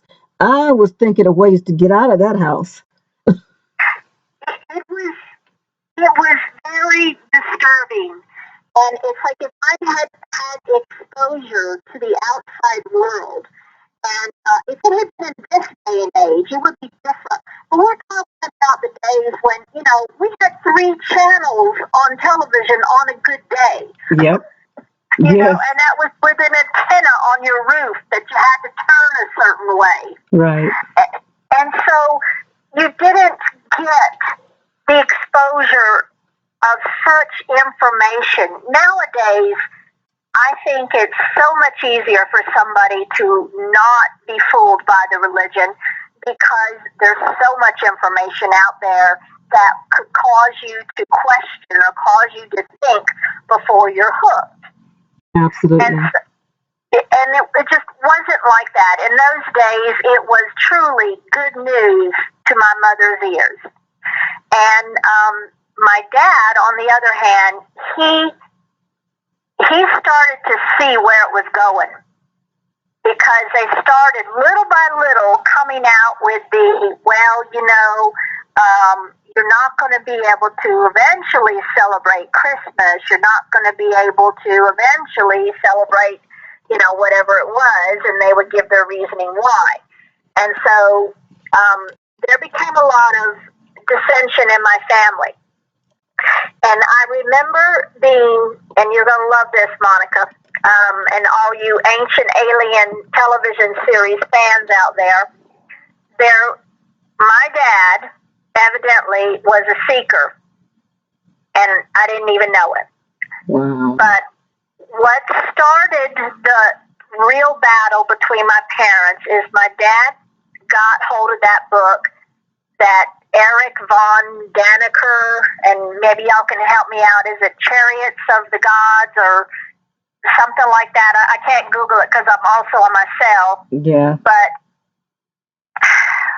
where it's a book that is referenced way back in the 60s that had been written, and they were breaking ground. The man who did this book, okay? And I remember walking in the bedroom, and my dad was reading this book, and I was like, "What are you reading?" And my mom, you would think that I had, put my hand in a fire. She had this visceral reaction to that I was interested in what my dad was looking at, because according to her, what he was looking at, now he was not baptized, was something that was horrible in her opinion. And that right there, watching how close-minded she was to even reading something, that caught my attention. Mm-hmm. And, I felt that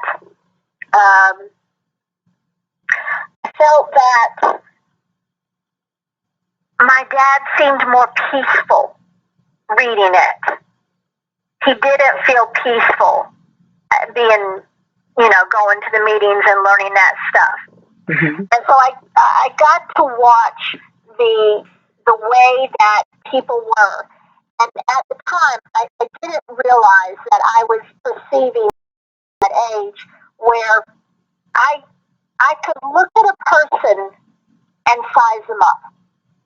I could literally felt like information was there about that person that I could feel if they were dark. And a lot of people have it. It's just that natural instinct that we have to know that this person is not to be trusted, to know that there's something about what this person says that is deceitful.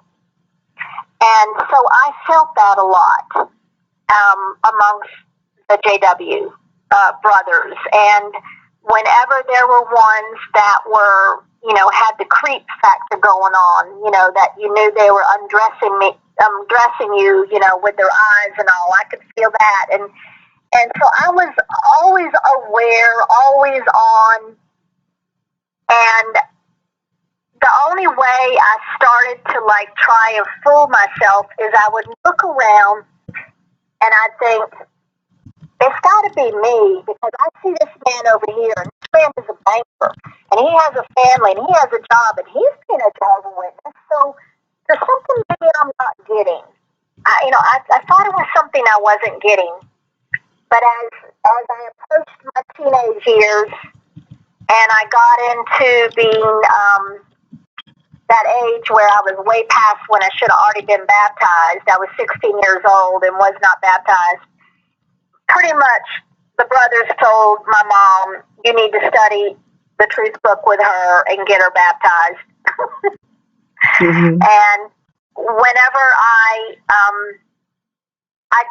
it's like all I did was just do basically that's what it was. I just repeated the answers. That's all.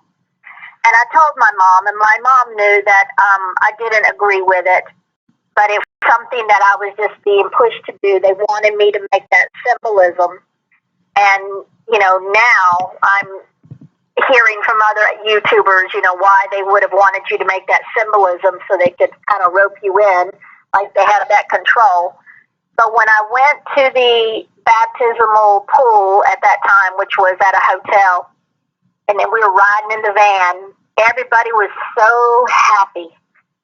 And I was sitting there thinking very clearly, I do not belong here, and I am not happy, and I don't agree with this.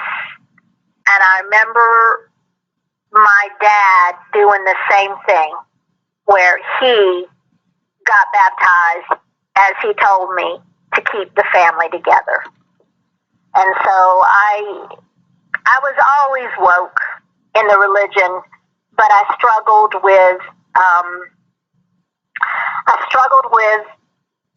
how to have people that I loved in my life and only people that I knew without any exposure of any outside interactions, world people, or just, I was very isolated. Wow. Wow. Do you find yourself still having triggers, Lily? Yes and no. I went whenever, when I eventually was really completely out, where I was open with my family that I was not going to come back, because they all knew I struggled. And I was not a bad girl. I didn't care one little bit about being bad. I didn't have any desire to do anything like run off and smoke or this, that, or the other. I was basically what would have been classified as a model JW, but yet that was just my nature as a person, not having anything to do with JW. And I was vocal about some things that I had experienced, which was like in the 80s, I had experienced some things that were pretty out there, and I talked about it a little bit, and my family all said, "Don't talk to us about that, we don't want to hear that." And so I couldn't be myself. I couldn't talk about the things, and I had been having some pretty interesting healing type situation stuff that had happened that, and remember, there was no exposure to knowing what it was. I just knew what was happening and that it felt positive and it felt good. And I knew that I needed to be out of the religion. I mean, I knew I needed to be out of the religion at 17, and I almost did it. I tried to find somebody that I could go and live with that I had met, but, I kind of threw it out there, and, they weren't receptive to it. And then I met my husband instead, and I stayed in the religion, and he and I stayed in the religion together. So you did. It was a struggle for me because of the isolation that I knew that when I really did leave, it would be as if I really had died, and there would be no going back. And so when I was officially out, and that did happen with my husband's suicide, and I was officially out at that point because I did not go back to any meetings, and I said I'm not going back to any meetings. And he committed suicide because he was in fear of the Jehovah Witnesses being right on some level. He was too deeply in fear, as it were, using that word again, that I think one of the readers had, your audience had said about fear. Yes, fear was the killer. And he was afraid of the JW being right and Armageddon coming and being on the wrong side of it. And so I had myself, while we were still in the religion and we were looking to be happy, because he had a actual breakdown while singing a kingdom song at initially, where he basically said, "This is all a lie. This is all a lie." And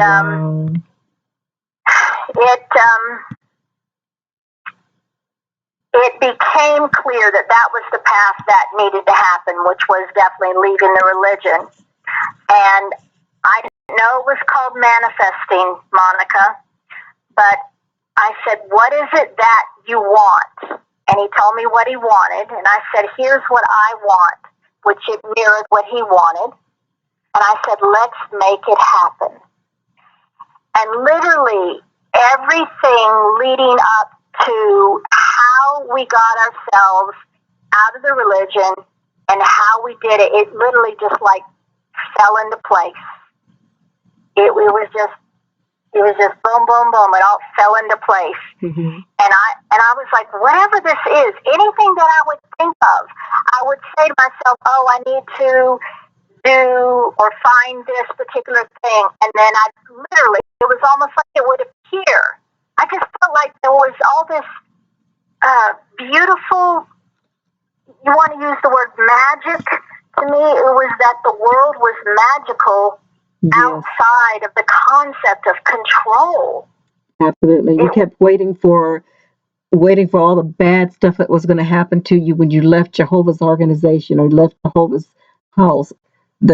You were just going to be open market for all the bad stuff out there. Yes, I agree.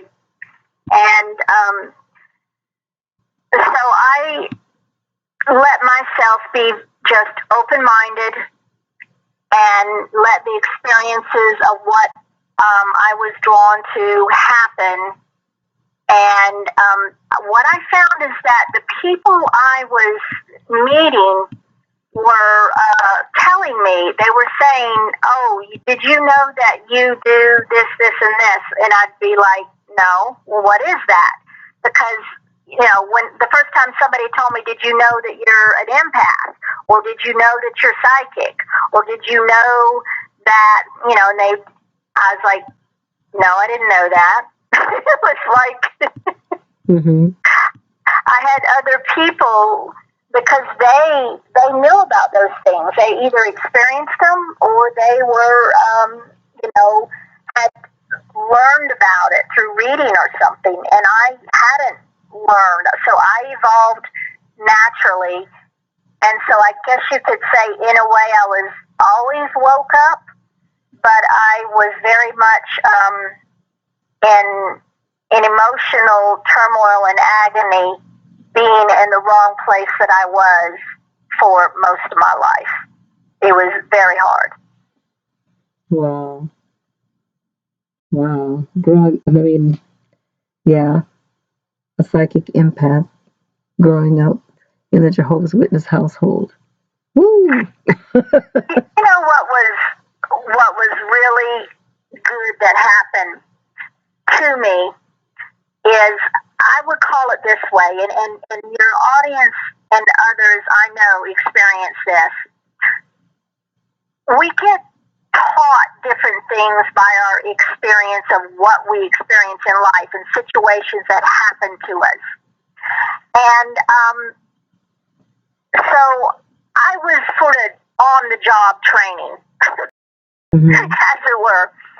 And when I was 17 years old, I remember driving this long back road, and it was this bumpity bump little road.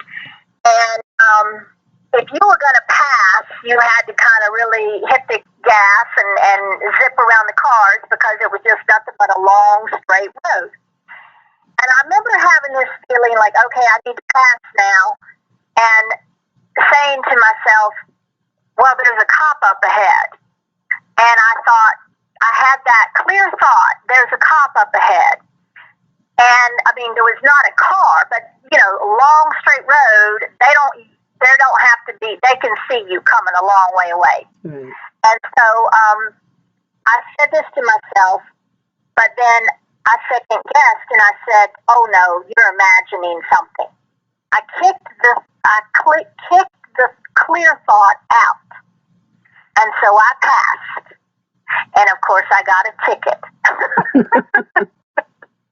I got my only ticket ever. And when that happened, I knew it was going to happen. And I said to myself, why did you let yourself do that? You knew you shouldn't. We all have said that. We knew we shouldn't have done something. You shouldn't have done that. We had a gut feeling, right? Yes. It's just like, don't do that. And you'd like, oh no. Yep. Because you've been taught not to trust yourself. You've been taught not to listen. So it was in the 80s, and I was, now that was in the 70s, and so now I'm a little bit into the 80s. And I had been experiencing, well past that time period, where I would have this feeling, and I would describe it like an electrical field that I was picking up. That's the best way to describe it. Translate that into, as an empath, a feeling inside that was catching my awareness. Okay? Mm-hmm. So I would have this feeling. It'd catch my awareness, and I would start to go still, and I would pay attention. And I could feel it. And I could feel the energy change within me, and I would know I need to slow down. There's a cop ahead. Really? I started noticing this energy feeling that I felt, and I would pay attention rather than ignore it. Is it like a tingling, Lily? It's like for me, it's like a prickling of the skin. I just get like a sense. You know, there was a situation where years and years ago, I went to walk out my dog early, and it was late at night. Walked my dog before, the lights and stuff went out, before it got too late. Walked my dog, but instinctively something said, go in the house. So I just went in the house and I just felt like I needed to go in the house. The next morning I got up, there was police cars and a bunch of stuff out there. And I'm like, what happened? And they said, well, Elizabeth, which was my neighbor just across the way, was murdered that night. You had a knowing, Monica. Yeah. I got tingles just now thinking about it again. And it turns out they eventually caught the man that did it. And he said that there was another woman out there with a big old Doberman pinscher that was my girl, Duchess. And he said that he did not mess with me because of that big vicious dog. Duchess wouldn't have bit a biscuit unless it had butter on it. But he didn't know that. No, but he yeah. Wow. Well, so you understand that, like Prickly. I said earlier, about symbols and how information comes to you individually. That was how it works for you. Mm-hmm. Now, you can also change your symbols. as a person evolves, they can receive them differently or adapt to the way that works for them. So don't think that it's got to always be one way. Mm-hmm. Okay. An example: I wasn't always clairaudient. Okay, I was more clairsentient and felt it in my body. But after a while, I got really tired of hurting all the time. Mm-hmm. And so I pretty much said, as I would say to the universe, okay, I think I'm ready to be clairaudient now, and help me to hear information easier than feeling and sensing it only that way. So with regards to the tops, what I did is I practiced it. Whenever I'd have, for me, it came in the form of an anxiety. It was like I all of a sudden had this pain in my chest. Mm-hmm. And I would have this like squeeze of discomfort. Or pain was how my attention was gotten to get me to pay attention, was pretty much to like give me like a little shock. Okay. And so I get that tightness sensation and I would feel it, but then I would immediately relax. And I did learn how to like sense it without any discomfort or fear. Okay. Mm-hmm. And then I'd wait, and sure enough, within a minute or two, there would be a cop. And so I practiced it enough within myself, within my quiet, enough that I was ready to say something. And so I was going on with my husband and a gal pal, and we were on our way through the country. And I said to them, I'm going to say the word cop. And when I say that, I want y'all to pay attention and see within a minute or two if you see one. It doesn't matter where they are, but just look for one. And so on that particular drive, 4 or 5 times in, they basically said, stop doing that, you're weirding us out. Wow. And so I knew it was not safe to say what I experienced. And so but that helped me to understand about sensing energy, to catch my awareness, to pay attention. Learning how to pay attention to when an awareness is going to happen. And if I fast forward, say, from that time to the mid-2000s, this is how that application can be applied. I had a stepson, what could have been classified as a stepson, a new relationship, a person that was an adult or 14, 15 years old when I came into their lives. And he and I were very in tune, and he was going through typical.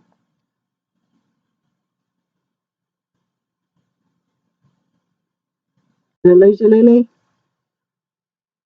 I think I did. Uh-oh. Let me see if my phone died. I bet that's what happened. No, I still have charge. Where'd you go, Lily? Call ended. Okay, she'll call me back in just a second. Okay, well, you're not on the phone anymore. It went off. Hang on.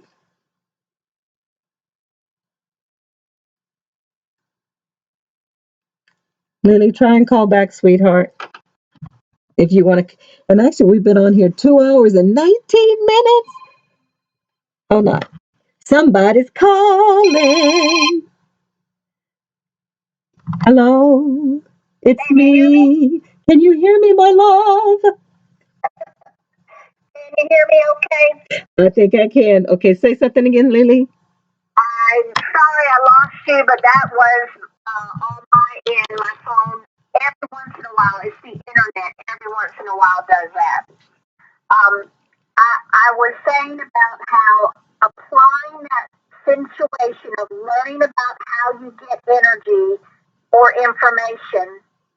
You fast forward to more of modern times, the mid 2000s. I'm vacuuming. I'm in my own world. My then boyfriend is sitting quiet on the computer.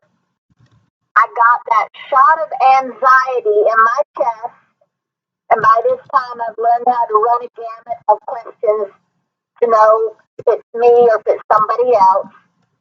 And I said, nope. And then I ran the gamut. I knew it was the son. His name was Jance at that time. And I said, I knew it was him. I went over, picked up the phone, dialed his number. I said, were you trying to reach me? And he said, yes. He said, I was going to call you in a few minutes. So I picked up his vibration of needing to talk to me and his thoughts or intention that he wanted to call me. And before he could make the call, I went over and called him. And many people experienced something similar. Well, I've had, lots of, not lots, but I've had moments like that you're talking about. But let me ask you about this. My son has seizure disorder, and Yes. and we were driving down the road one day, and I'm stopped at a stoplight, and he's actively on a phone call speaking to someone, and the radio's going, and I'm waiting for the light to change. All of a sudden, I felt like a warm energy just zapped me in my body. Everything went black. I felt like a warmth, very, very warm. The car shut off completely. And I looked over, and my son was in a grand mal seizure. What was that? Did I feel his energy? Or I'm understanding that we're electric, we're energy, but I felt his seizure. And this is the son that I feel all the time. Whenever something's going on, I'm on alert all the time because yeah. So somehow we are extra connected somehow. Yes, I would definitely agree with you. I mean, that's a very natural thing to be connected to one's child or to feel a connection to another person like that. Um, did you feel his energy? You felt it. I don't think you said the word still. You said, I, did I fe- I feel? I felt his energy. I felt it. I physically felt a warmth. Yes, absolutely. And you were tapping into that. And when I get connected with various clients, um, sometimes that'll happen for me where I will have an awareness of somebody and I reach out to them. And Hmm. they'll say, oh yes, I was going to call you this afternoon, or oh yeah, I texted you. Didn't you see my text? And I hadn't seen it. So you And kind of like us, Lily, we have never laid eyeballs on each other. We've never physically met. We have only got to know each other through YouTube.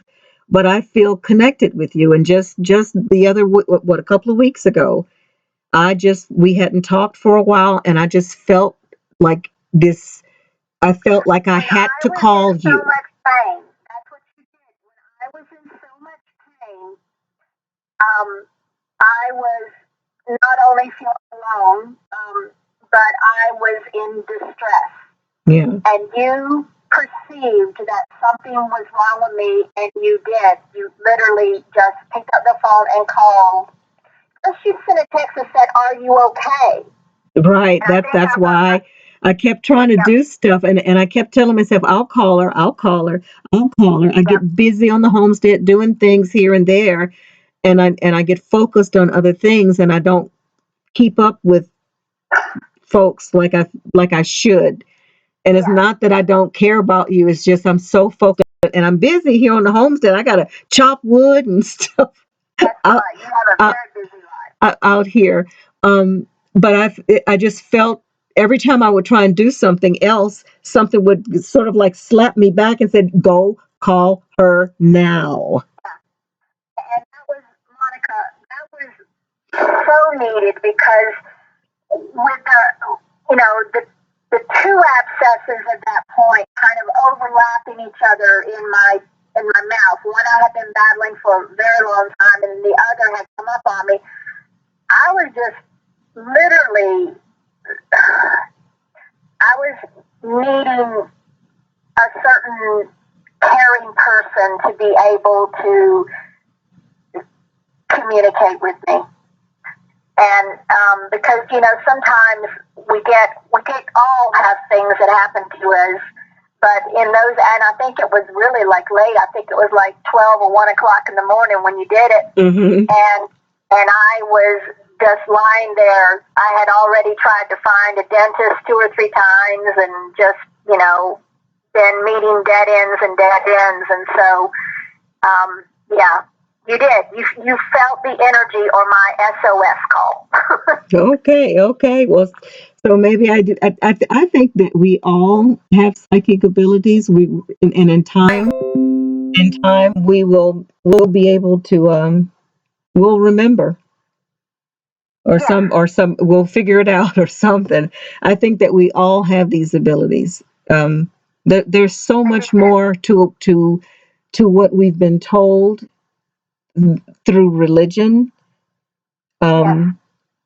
Yeah, and that's why a lot of times I say that I'm more the more research I do, it pushes me further and further away from the Bible.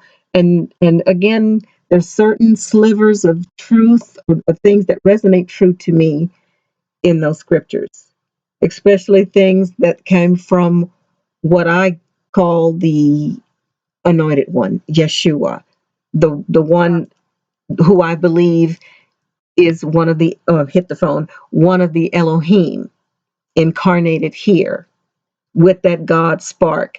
Now, people may say that Yeshua is God incarnate. So if that's the case, we're all God incarnate.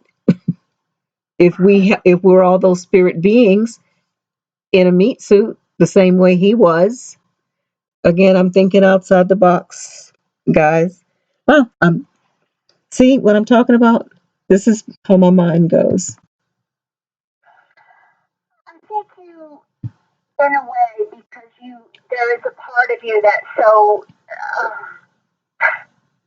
deeply understands it. You have a pulse, Monica, on so many people are struggling with the religion question. Yes. And I believe, in my world, I believe that this is part of helping people to um, become more united with that you don't have to have a religion. You can have a belief. You can have a love for what you feel is faith, but doing it with an open mind, understanding that. I think there's even a scripture that was people said, there's more than one path to heaven, or there's more than one, ways to get there, and having an acceptance for other people's belief system is important. It's it's terribly important that we have respect for people's beliefs, Absolutely. but I, at the same time, I'm not someone to place a heavy understanding on like what is the truth. I believe there are many truths. I believe there are many pathways. But when I say the truth, when I say truth, what's the truth? I don't mean a true religion. I don't think any religion has the truth. Now, all the different religions that are out there, I think that each one of them has a bit of truth, all scattered through it. But any one of them that has 100%, I don't buy it. I don't buy it. I think the truth is what that anointed one says. The truth is within. The kingdom of God is within. The one I'm thinking that is the way. The one way is within. Connecting to that directly to source. that's within Exactly. us. That's Yes. it. That's what makes sense Yes. to me right now.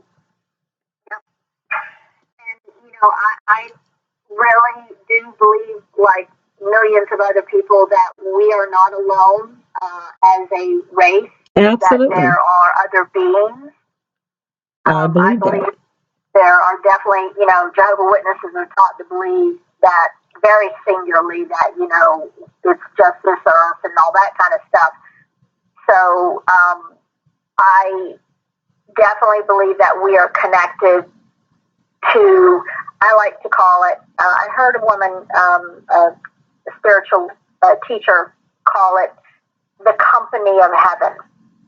And when she said that, I resonated with that. And so I use that term now, and that is connecting to the company of heaven, or connecting to all that is. And I believe that there's just different types of beings. Like, say, for example, if you have a loved one that has passed, that's a different vibration than, say, what maybe a person might refer to as an ascended master, someone who has lived many lifetimes, or been in more spirit form than human form. Mm-hmm. So I believe that being able to determine light and dark, good or bad, right or wrong, evil, darkness, light, goodness, whatever it is, I believe that we all have that innate sense within us. And we know when something feels right. We know whenever something is not quite on the up and up. And I really hope that people are able to focus on that more, like drawing in a good positive energy and holding that energy out, because our world, as a race of people, we need that positive energy out. We really do. Yeah, absolutely. Absolutely. I'm listening to you and trying to type at the same time. I still don't know how they do all that stuff now, but I'm learning as I go. Learning as I go. Yeah. Hang on a second. It looks like this person I love, I just looked down in the comments, and she says she's in the Netherlands and it is warm. I Hi, saw lovely. that. It was lovely to meet you. And Yes. thank you so much for being here. And Yeah, I I hope, told her, I said, thank you for your presence, and I spelled it wrong. I can spell, y'all, but you see, the cell phone was on top of the keyboard. Anyway, I love it's been fun, guys. Actually, Lily, let's go ahead and sign off now, babe, sounds because we've good. been here 2 hours. Thank you guys so much for All right. joining us. And remember, if you go ahead, Lily, tell them one more time. If anyone wants to reach out to me, you can reach out to Monica, those of you that have her info. I did give my phone number, and but I can put um, Monica, are you And able to Lily, send me my Lily, email? Lily, after this video goes on when I post it, when I end the stream, is it okay for me to just put your contact information in the description box? Yes, that'd be fine. Put my email address in there, and people can send me an email and give me your phone number. Or those that feel comfortable, go ahead and pass their phone number on to you, and I'll send a text out, or they can send a text out, however that works. Okay, I messed. I had the phone too far away from the speaker. Could you say that one more time? Because Carol and a couple other folks said they couldn't hear. So give them your contact information again one more time. Okay. If I put it as a comment, can people see it as a comment? Yeah, if you don't have a problem with putting it right here, if you're okay with that, you can, Lily, or I could put it in the description after it loads. Okay.